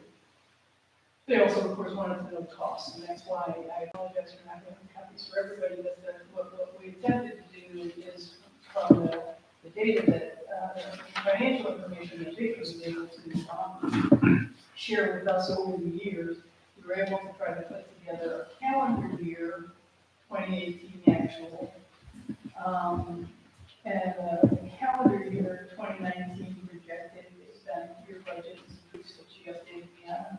And then what would the 2020 projected budget look like? And there are some one-time startup costs, related to that transition. So, if we were all sort of in agreement that it made sense to move that way, figuring out the details of sort of how that transition and how some of those one-time transition costs could be borne would be part of what we want to clarify. I would have an expectation that if we did this, and we got to 2020 as a transition year, a rec director would be expected to submit a balanced budget going forward that had either some cost savings or some expanded revenue that would require continued municipal subsidy above and beyond the levels that we've already been committed to, other than annual increases in that. So I think conceptually, I mean, the specifics of sort of umbrella insurance and taking on other programs are great, but for me, just at a basic conceptual level, we would be moving from a summer rec program to something more akin to a recreation department. Not that we would call it that, and that would obviously be up to the town, but in function, it would be something like that. It obviously hinges on who would take that role, and how that would move forward. But for me, it's really like, yes, definitely, this is me. But thoughts? Totally random question, that's somewhat related, but somewhat related. To the programming that goes on at the school, is that through the school, through some other group? Do we know? So in the summer, that's all us. Right, I mean, more like the adult sports. I know there's like a. We have nothing That's like that. So we have continuing ed. run exclusively a summer recreation program. Right. But- That is but the there- kind of thing that Right, we but might get it's- involved in. That's what's confusing for people. Right. And having sort of one-stop shopping would help because the school organizes some sports activity. Okay. And then like football is this parent-run thing, and some people use the school facilities and some don't. And so it is a little confusing, Right. but yeah, then basically the suite of programs that currently are operating out of the village is what our narrow focus is. So spring baseball, the sports camps, which are short-term sort of skill building clinics, and then of course the summer camp program, which has morning and or afternoons when that's field trips. So that's the current set of programs, but part of what people are saying is if we were to really have somebody year round, how would we connect with some of those other Right. programs? Like travel teams. I mean, Yeah. the travel teams are big. Exactly. You have, if you've got to be connected to know how to. Right, so I spent some time with TCR and that's exactly the kind of thing that was never clear to me. Having no children in the school, Right. when things happen, when the programs are coming up, when signups are things. So it's always kind of this. Soccer is really an independent organization, parent board, they're a nonprofit, Yeah. well organized, but that's, it's much more competitive than some of the rec programs tend to be more sort of introductory and skill building, but not necessarily super competitive. So the other thing is that there are other rec directors around in other towns. The county brings those people together, and that would be one of the ways that we would see if there were a year-round person available to attend those meetings, there could be some real synergy and collaboration, because the town also, on behalf of the village and the rest of the children in the school district, pays into the intermunicipal recreation partnership, which allows kids from our community to go at sort of member rates to participate in sports, drama, pottery, day camps in the city of Ithaca. And so that's a whole other set of services available, but for when and how people know to do that, they've got a bunch of coach training that could be available for our programs. So I think there's a lot of possibility if we have like a lightning rod person that is interested in that kind of year-round networking programming as well as the direct operation of what we have. I think that's really interesting, and having now spent a lot of time with our comp plan, there's a lot in there about recreation that I feel in general was not being acted upon heavily until TCR kind of came in and tried to move some of those things. And I think that could be a huge, that kind of year-round connection could be a huge part, because TCR in itself is just a bunch of volunteers and it's kind of moving through, with help when you can find it, but to have someone be that touch point would be a huge point. Yeah. Right. It's also worth pointing out, Gordon's favorite piece of this is that someone in this position would also be able to do things like grant applications and sort of, not only interacting with different organizations and all of that, but might be able to reach out to organizations that we could really use their help and all of that. I mean, just the possibilities, obviously 25 hours a week, the possibilities are very limited, but the possibilities are also very endless as far as capacity for what the program could use as far as expansion. And I think our community would really benefit from. So I guess for the purposes of your meeting tomorrow night, Nancy, are you looking for just a sense of where this board stands? I mean, I don't know that we want to approve something that your board is still kind of fleshing out in some fashion. Yeah, I think a sense of the village and interested in figuring out if it makes sense to you for this transition to happen and for the town to become the administrative entity, then obviously our town has to agree to that, and then the sorting out of the details to move forward is the next step. But I think, yeah, some sense of the village board about whether that's an appropriate direction, whether it's, I think it might help our town board members if not only you're willing, but if you encourage, that whether it's requested, the youth commission has requested this of the town. So I'll just say, I think it's very clear. I am very much in favor of this. I'm Hopefully similarly having it very in favor. Yeah, I mean, for me, I'm in favor of it. I think the no-brainer piece to it is, kind of the larger collaborations with other entities, other organizations. You mentioned Organic Soccer. I hadn't even thought of them. There's a lot of these groups that are around. The only piece that I guess I still have some questions or want to make sure that it's as seamless a transition as we all want it to be is the actual summer camp piece, because of the collaboration with the school, because it's housed in the village, and the school has always taken a little bit of a hands-off approach. I'd like to see them more involved, but I'm not quite sure how that all comes together. And so that's not a concern or a hesitation in terms of the town managing it. It's just that there's that piece that feels very clear that a year-round rec director has a lot of different organizations and people to reach out to try to be more collaborative with. The part that's less clear is how do we make sure that what has been a successful summer program continues to be. So this is, housed at the school, ostensibly run by the village, kind of this weird thing. How do we make it not only survive, but even improve? So this is something that we've talked about a little bit too. So the core of it is that the summer rec program is what it exists. Obviously, there's a lot of changes that I think people have been asking for a while, but those are sort of peripheral. I don't want to say peripheral because they're definitely important to to many people, but the core of the program is strong. And I think when Nancy mentions a sort of transitional year and sort of bringing someone up to speed, a lot of that is how you do this. And a lot of the staff would obviously not change. Tom has offered to help. I don't think that, obviously a transitional year is a transitional year. Right? It's going to be hectic and there's going to be, balls will be dropped. There's going to be a lot of juggling, but I think, And that becomes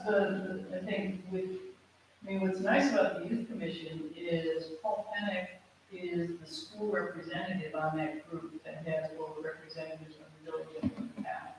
And Paul has been really instrumental in sort of finding pathways to and through the school stuff.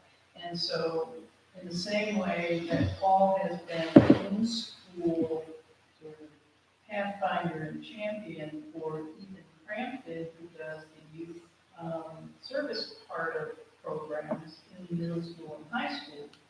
I'm guessing that Paul, who's also very active on the community rep, would be a perfect person to sort of be a guy to make sure whoever's a new rec director, it gets absolutely plugged in to all the key people at the school to be able to make sure that access to facilities, if there still are school usage fees, which we would hope might at some point when school support go away, arranging busing, all those kinds of things. There are a lot of things that are done sort of informally by relationships that have been built over decades, and you sort of need to get continued. Some of that might get codified, I would hope for future succession that whatever the new director is doing is they're writing down the operation manual for, the school told me that you really need to be in touch with me by February if you think you're gonna be here and whatever like that.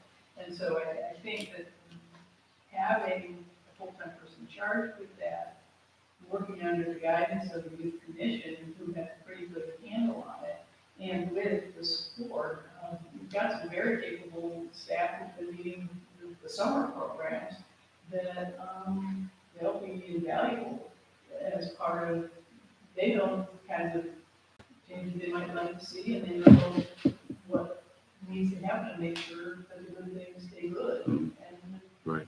they get better.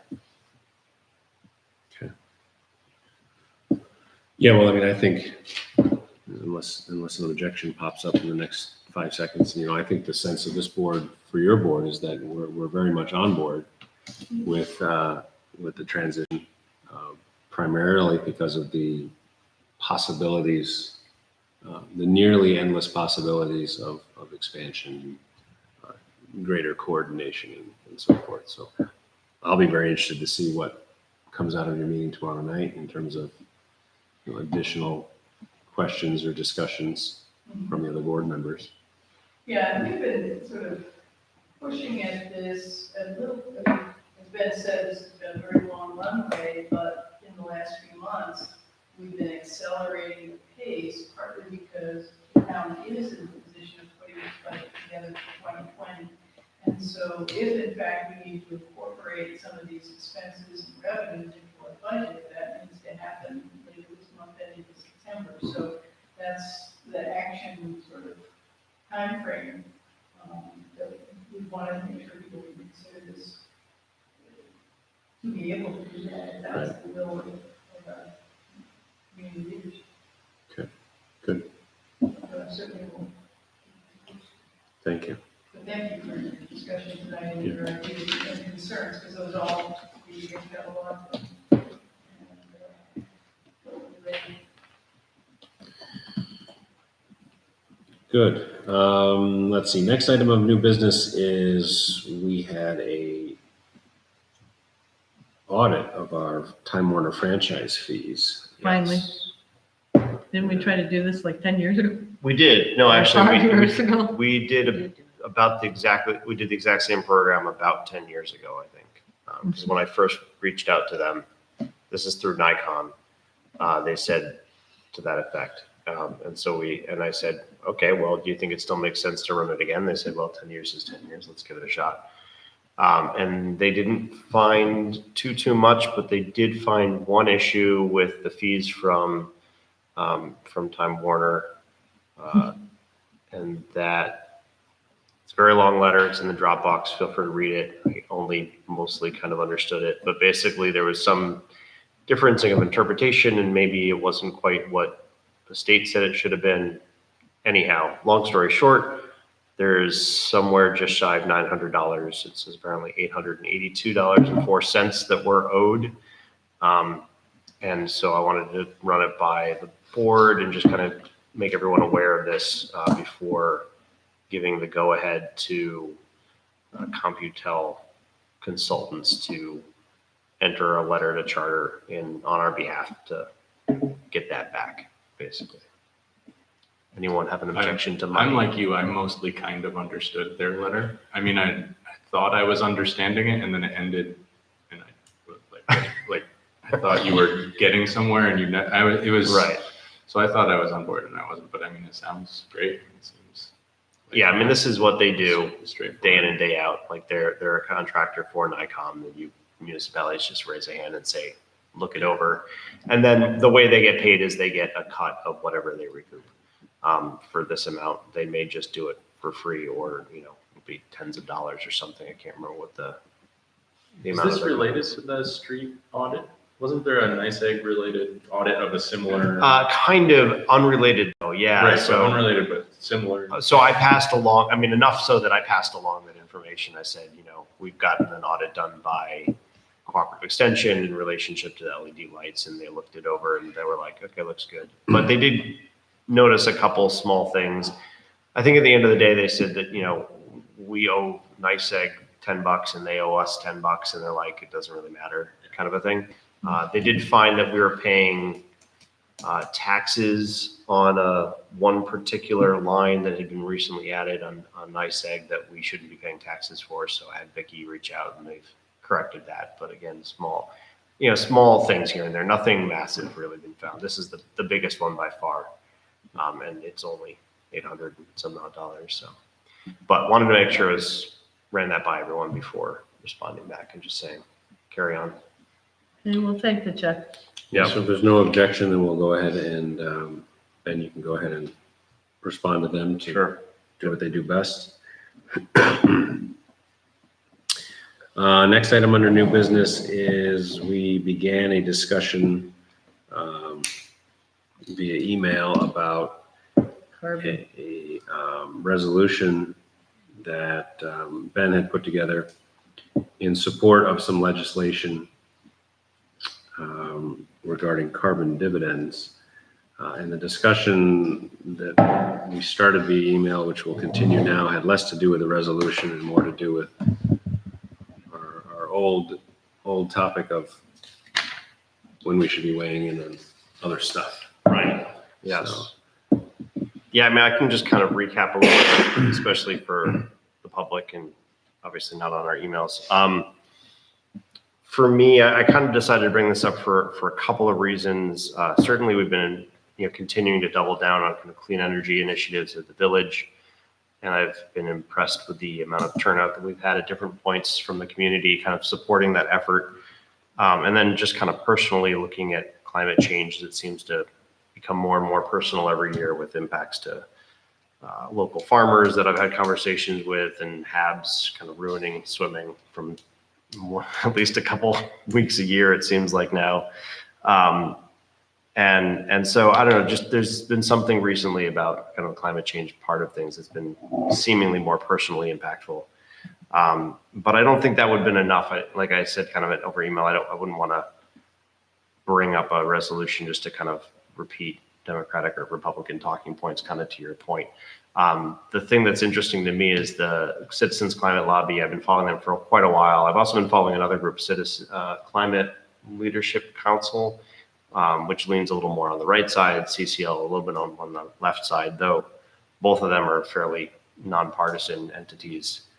They're both pushing for this idea of carbon dividends. And I think it's a really interesting approach that kind of goes around a lot of the loggerhead of left and right and just kind of finds a new path to actually have an impact against some of the greenhouse gas emissions that we have in a really interesting way where there's a cost associated with them, as there already is, but just kind of actually putting that back on the places where we emit greenhouse gases, and then basically collecting that money and then giving it back to people, so that essentially for most Americans, most people impacted by this would be kind of revenue neutral. So it's not kind of impacting people that are, living paycheck to paycheck or trying to find out where they're going to pay for their gas for the car, and now gas prices go up due to this. This money would be coming back on a monthly basis or something to that effect. So I find it a really interesting approach, and it's kind of for those two reasons that I felt like it was interesting to try and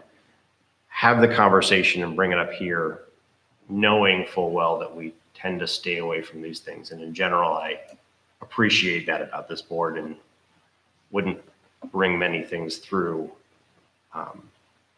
with that in mind. So yeah, that's kind of where, just to kind of lay the ground. And then I'm curious to hear if people feel similarly, that this kind of rises to the level where maybe we give it a thought. I specifically drafted the resolution to try and be very local focused and really about us and the impact here at home for that reason, but also open to other approaches that might be different than just a resolution or different ways. Ben, you said you were going to give some thought to it, so I don't know I'll throw you on the spot. No, that's fine. So I gave it some thought. I have not reached a conclusion. I mean, historically, we've all just personally signed a letter if we felt like it warranted that. My concern, and the reason that we've done that, is that it means we don't have to have these discussions in public, which means we don't invite these discussions upon ourselves, even if we haven't taken them on. So, Mhm. the public does not come to our meetings demanding that we have resolutions, supporting immigration reform or background checks for, buying guns or anything. Like, we don't have those issues. Our board sort of moves along in a way that I think is productive locally, right? So while we may not, for instance, take, or we may or may not, obviously, but we may not take action on, convincing the state legislature to do this or that. We have taken, I think, some fairly effective local action as far as climate change goes, and to me, that's worth far more. I'm not sure what the cost of these resolutions, I think, is, we can put a cost on that, and it's basically our time. The benefit of the resolutions is the part that I'm a little bit less clear on. So if we send this, does anyone read that and say, and change their mind? Or does someone read that and it gets bumped up their agenda for the week or something? And I'm just not convinced that it does. I mean, I don't know. I think, like, I signed on for the incinerator and the lawsuit for Milliken, and I was sort of on the fence against, like, with those, like, maybe these are sort of straying outside of our sort of mission in this realm. And I mean, like, when I started here, it was, my first thoughts were, this is a full circle meeting, because my first things were like, you need a year-round rec director, and, like, we don't talk about national politics because one time we had a resolution to impeach George Bush, and oh my God, it went crazy. So those issues are both here, but so that's what scares me. I mean, I don't have a conclusion. I'm just rambling at this point, but those are my thoughts. Deb? I'm right there with the resolution piece, but I also think that, I certainly haven't followed Citizens Climate Lobby, and I'm uncomfortable with those groups because you never know where they came from and what their real stance is. Now, it's fine that you follow them. I might be comfortable with what they're proposing. That doesn't mean I'm comfortable with backing the group. Yeah. And as far as this board is concerned, again, I sort of agree that the resolutions don't do anything. And probably not. I mean, the one thing that we've been fairly consistent on, even if we add in our signing on to with the amicus brief with the Dryden fracking lawsuit, the incinerator, all of those things, we've taken the angle that we support one way or another from a municipal home rule perspective. So in a way, maybe it's an out, but at least it's a consistent one. That, we're supporting another municipality's right to self-govern. There's a certain amount of, and Tammy hates it when I bring up this word, but there's a certain amount of sovereign self-government that local municipalities still enjoy for the moment, that I think is worth supporting outside our borders. And I'm perfectly fine. I mean, hey, we're all elected officials. We have the right to support who we want to support, both personally and from our office. Resolutions, to Ben's point, resolutions that support a particular House resolution make me squirm in my seat, because there could be a lot of people who want us to support a lot of different House resolutions at some point in the future, that whether or not we agree with it, it just may not be something we want to tackle. So to say, well, we do want to tackle this one, and if we don't want to tackle the next one, then we'll have the fortitude to tell people that we're not. I mean, It is nice that we pretty much have all the same politics and the same belief systems. Therefore, when we get something like this, we pretty much all agree with it, whether we agree with the approach behind it. But there are things that we wouldn't agree on. That I am certain of. We'll get there eventually. Me too. And is that, I mean, is that worth the discussion and the time that we're taking away from the local issues too? I mean, I agree, it's really not our place to do that.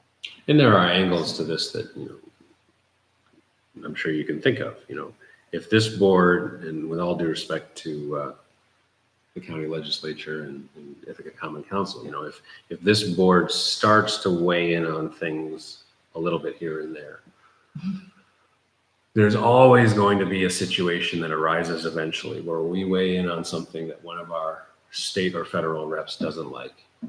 Maybe we don't get the phone call return when we want that money for that thing. Those are the kind of very likely consequences sooner or later that I feel like trying hard to avoid, even if it means we can't support something that we do like. So is there interest in a letter instead? I know that's been talked about, so. I would absolutely sign a letter. I think it's awesome.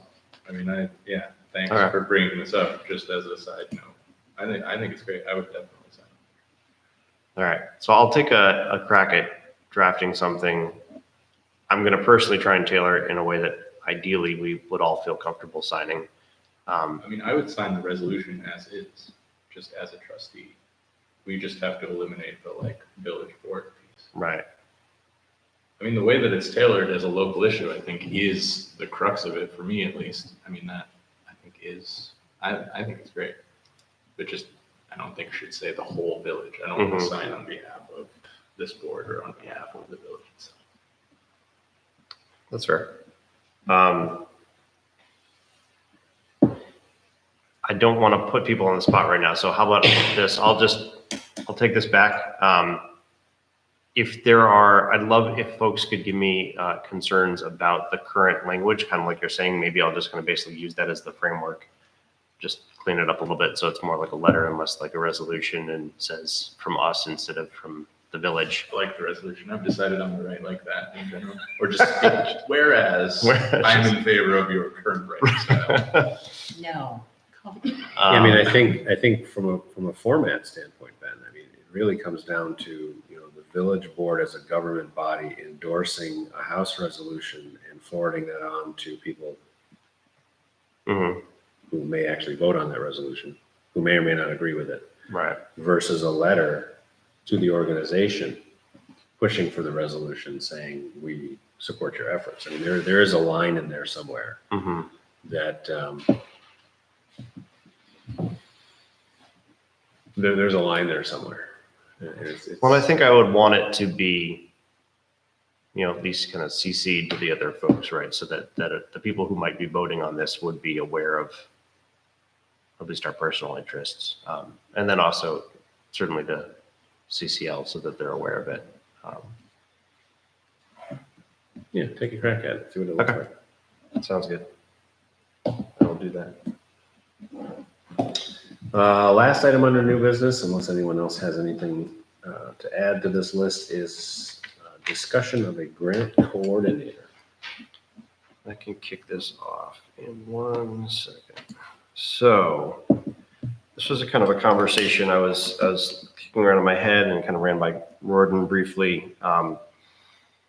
Part of my interest in pushing for a planner position that we've opened and now has continued to stay open for a considerable amount of time, and I've basically given up hope on.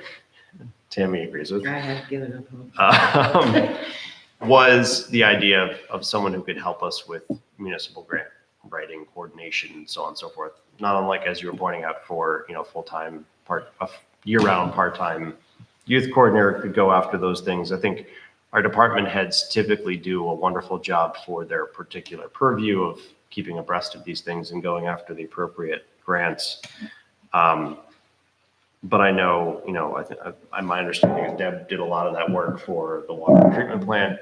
There's a lot of interest in stormwater management, sidewalks, street trees, the bridge work, so on and so forth. So I think it's something that would be interesting to try and carve out a space for someone who's kind of focused on that my impression is, those positions tend to pay for themselves, as it were, if it's someone who's doing a good job at it. So I kind of wanted to bring the idea up here of creating a spot for a formal grant coordinator for the village. Not sure exactly what that would look like from like a actual job description, or would it be a volunteer position? Could we just kind of start talking to people about this idea of wanting someone who can dedicate some time towards that? I wonder if there's contractors that. There absolutely are. Certainly There's they're two in private. town that I know of, but that That's a are firm, yes. grant coordinators that I can tell you that one of them retired because there is no money. She has been in the business for 40 years, has always been extremely she says there just is no money. The other person is more of it's more her grants are more centered not around municipalities but for religious organizations, and she also has no money. The other thing that the nonprofits that I know of in my neighborhood are not functioning any longer. There is no money. Too much has been tied up in the unknown politics of the day, and so people are running. Yeah, I mean, I wouldn't want to make a career out of it. I know that, I get an email every week or two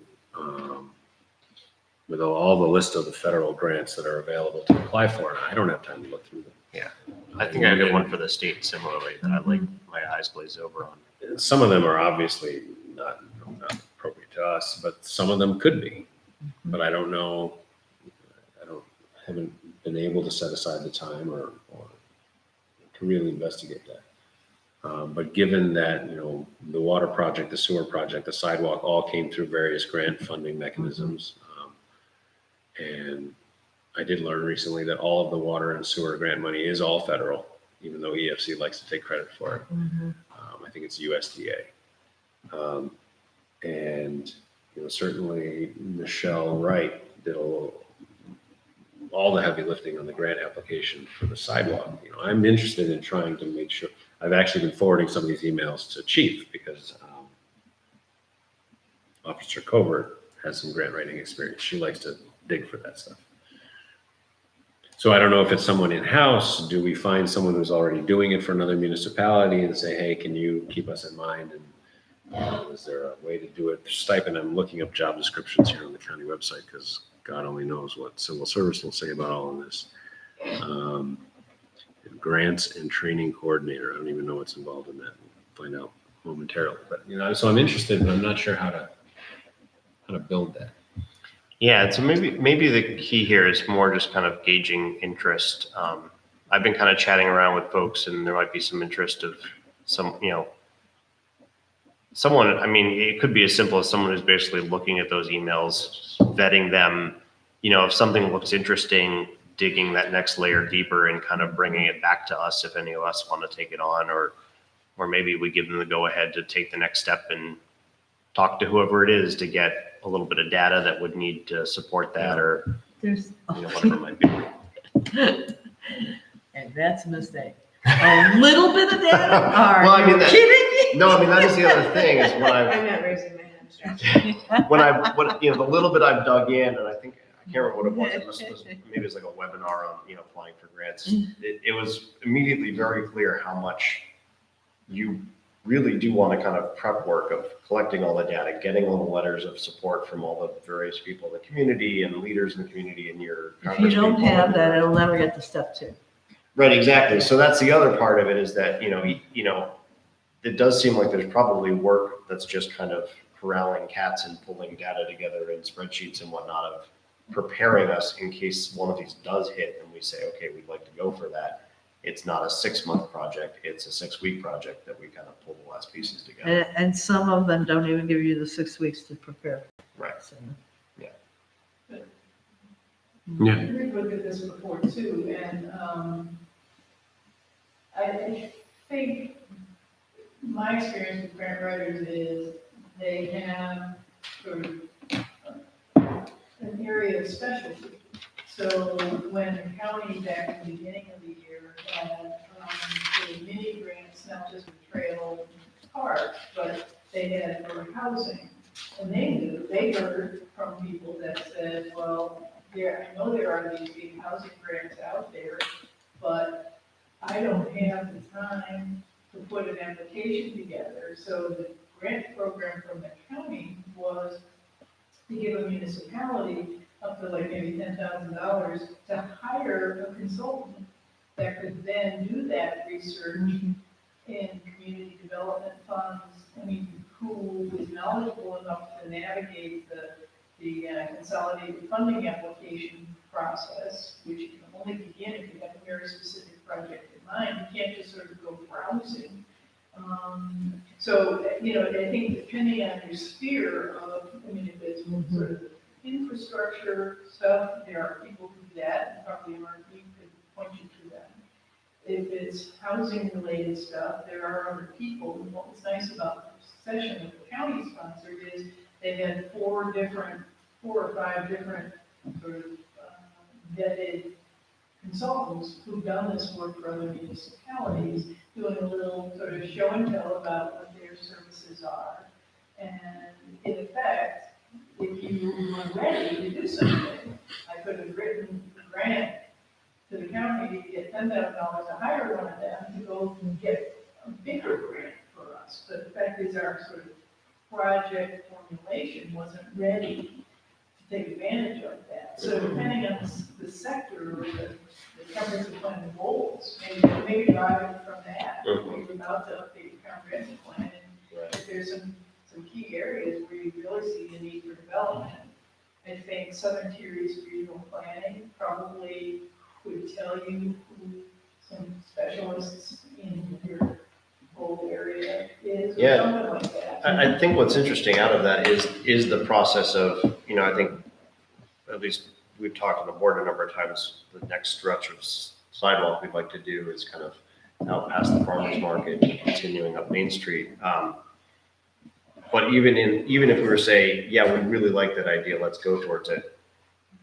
There's a lot more to put together as a package before we even went to that next step. Kind of like you're saying, you kind of need the concept and you need it honed before you even get the 10,000 to get the 100,000 or the million or whatever. So maybe it's even just starting at that spot of just kind of having some conversations with the board of like where we want to, a couple projects we've been kicking around that we just want to kind of fine tune enough that there's a package there that we can kind of go forward with. The thing that I found most frustrating when we were doing this is that you can't get up in your rankings for the grant money until you've expended money, but it's not even the amount you've expended. You have to vote in the full amount. So you're committed to spending the full amount, even if you never have any intentions of doing it but you have to put it up for a vote first. So convincing people that that we need you to vote on $5 million, but we're not going to make you pay for $5 million because we're going to get this grant before we do it, is not an easy task. Yeah. That's where things, Yeah. and most of those grants, you've got skin in the game to start before you even can go get it. Right. Yeah. I mean, I think as I'm thinking about it though, we're not even there, right? We're not even at like the grant writer stage yet. We're the grant The firehouse should, conceptualization stage and like, how do we get moving on that part? So, Right. I would think that the very first one should be the firehouse. I mean, not that the Right. sidewalks aren't a part, No, but sure. that's huge, and it's huge, right. that And we're it not could gonna take be it. pulling some information about, just demonstrating the need, demonstrating, Right. little kind of bits here and there, that kind of a thing to help move that forward, just coordinating it and getting the package put together as it would. Well, it sounds like there's interest. Let's kind of just sleep on it for the month and, I have an idea. I don't. Oh, yeah, sure. I don't want to. There's someone I want to talk to about. Because I just looked it up. There's no grant coordinator position listed in civil service. There's a grants something or other, but that has to do with assigned counsel. I'm not quite sure what that connection is. So that actually helps us because I want to have a conversation with this person about kind of when we have a project, will you help us write the grant kind of approach?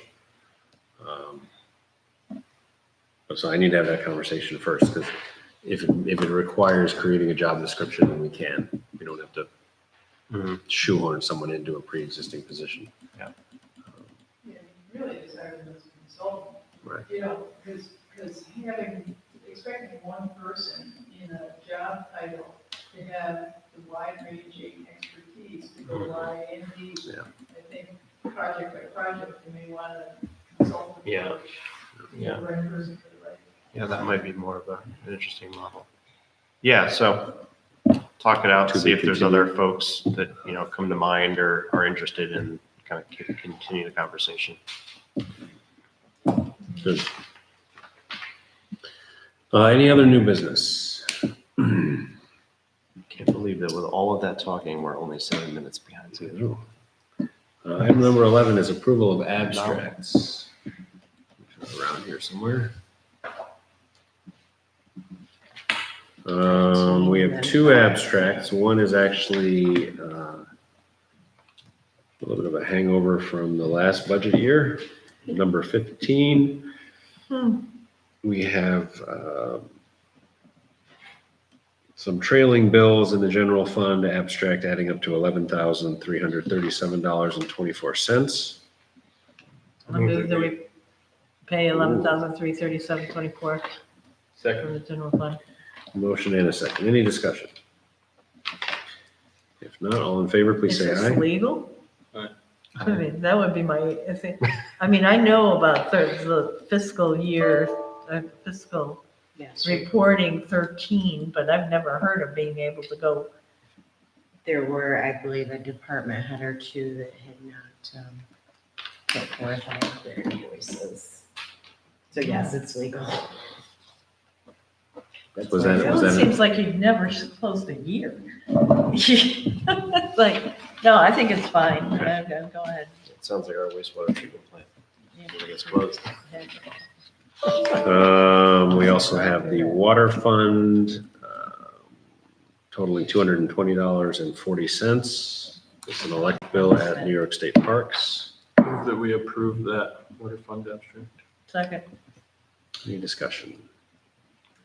If not, all in favor, please say aye. Aye. Aye. Opposed, abstentions. The last one is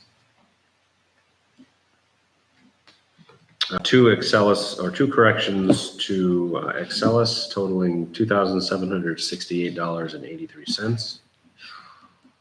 I move that we pay $2,768.83 from trust and agency. Second. Any discussion?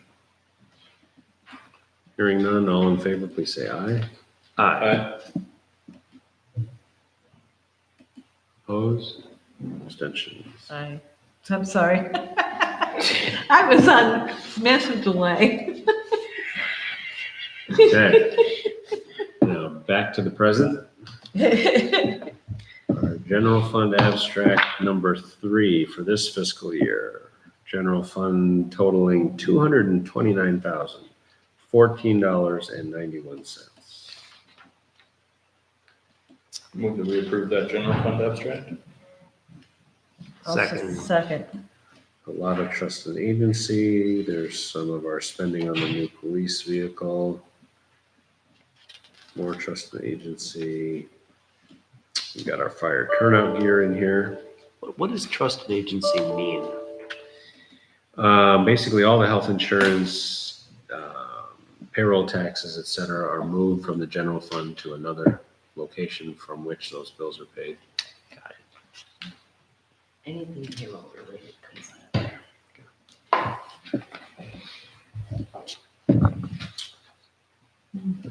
So we have a motion and a second. Any additional discussion, questions, or comments?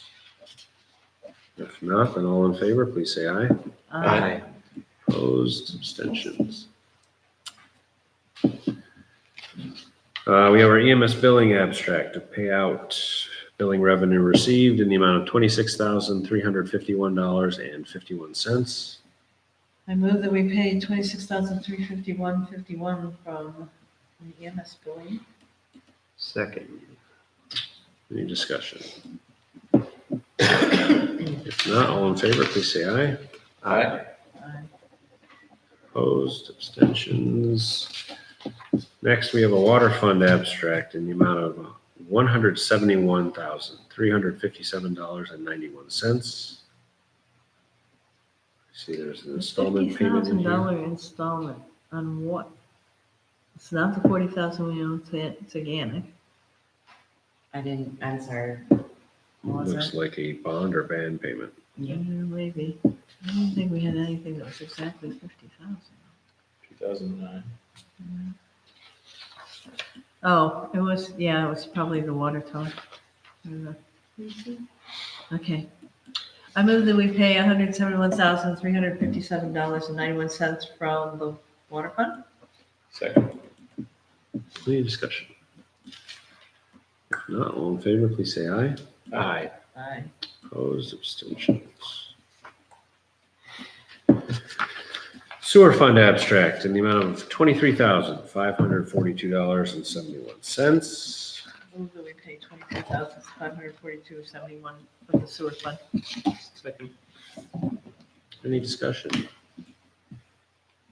If not, all in favor? Aye. Aye. Opposed, abstentions. And last but not least is that trust and agency abstract in the amount of $6,043.31. I move that we pay $6,043.31 for trust and agency. Second. Discussion. All in favor? Aye. Aye. Any opposed? Okay. Those are paid. Item number 12, second privilege of the floor, public comment period numero 2. Yes, ma'am. I forgot to mention something that does relate to the village.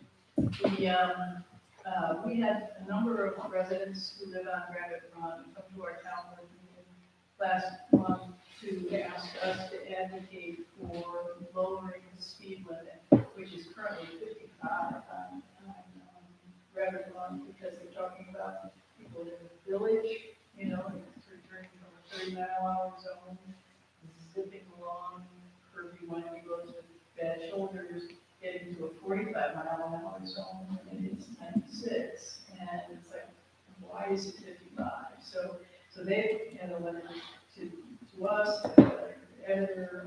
Our town board tomorrow, I think, is going to be taking up a letter in support of their request, but it has to go through a million lanes, probably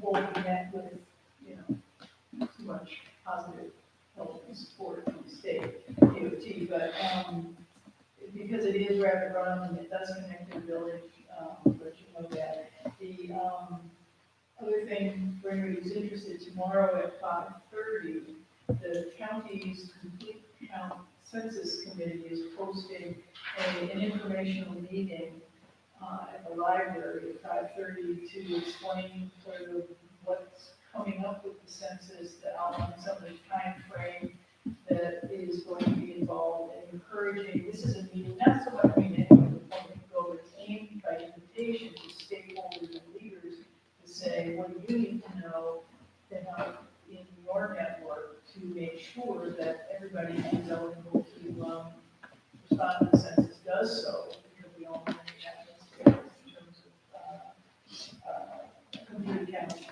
eligibility for state level funds and all of that.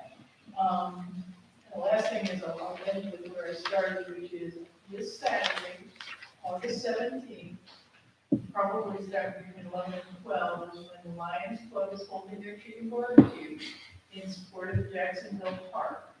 And we're going to encourage people to get their chicken dinners at I think from Brownie's location on 96 to basically go across the street on Squam College to the park. We have park has 50 people. You can enjoy your lunch there, and you can watch or participate in the building of phase 1 of our restroom project. There's a community build going on next Saturday for the housing. You have to figure out where the waste is going, but the housing will be built. And so I invite you to come out. And if you haven't been to the park, it's actually a lovely park. It's a nice walking trail around the pond, you can fish in the pond. So, Yeah. Thank you. Yes. Some lady mentioned that, Nancy, about the census, I was going to mention that. Also, on Wednesday, having a public forum on their proposed rate increases, which are pretty substantial. So that's for anybody that wants to go, that's 1 o'clock, also at the public library. And just want to comment about resolutions. I know for the county, you struggle with this too, whether to do them or not, whether it makes any difference. And so far, what I've found out is that your representatives of your state representatives really value them. So from any level of municipality, if there's something, coming up or something you want them to work on, something that's not in the works yet, they really value that, to hear what people from their district want. As far as it going, like say, to the governor, that's a little harder, or to the state administration. So if you're sending something, it doesn't hurt to send it to all those places, but if you're really wanting to make an impact in a bigger way on the state level, it's best to coordinate with other municipalities. So sometimes for the county, we'll do that, and then we'll coordinate when a whole bunch of counties are doing the same thing. That makes a big difference. The same thing as like how we keep fracking with all of the counties and municipalities, all joining together and doing the same thing. And you can also, for as far as the county, if you see something coming up on our agenda, if you're saying, hey, that's coming up, we want people to vote on positive or negative on something that you have coming up. Of course, you can always contact me and just send me a text or something like that. I see that coming up on the agenda, or ask if we can talk about it here. And certainly we'll give you a resolution too. That means a lot too. I would present that and read that to our legislation. Is there an email we can respond to NICEAG's rate increase to? There is, so we will take public comments, online. I don't remember, I'll look it up. I'll look it up. I won't be here, but I'll look it up. Yes, you can do your comments. Yeah, some of one of the charges I remember being like 23%. It is. 15%. The less they do, the more they charge. I'm paying more for delivery than I did for gas and electric when I first did it. It's like, I don't even have them as my carrier and I pay more. It's ridiculous. Yeah, there was a notice that Irene Weiser from Carolina County Board. I can forward it to you if you want. You guys got Yeah. some background in it.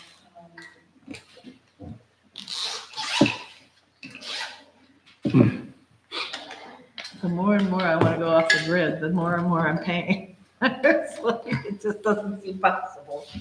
Have you written them before? Yes, actually I Well, have. that probably explains your rate They did talk about your specific rate increase. My- Jen Watkins Okay. rate increase.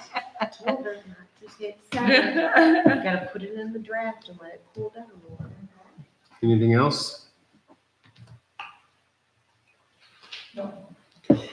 Would entertain a motion to go into executive session to discuss all manner of personnel as well as a legal matter. So moved. Second. Any discussion? All in favor? Aye. Good night. Good night. And I- Thank you. Aye.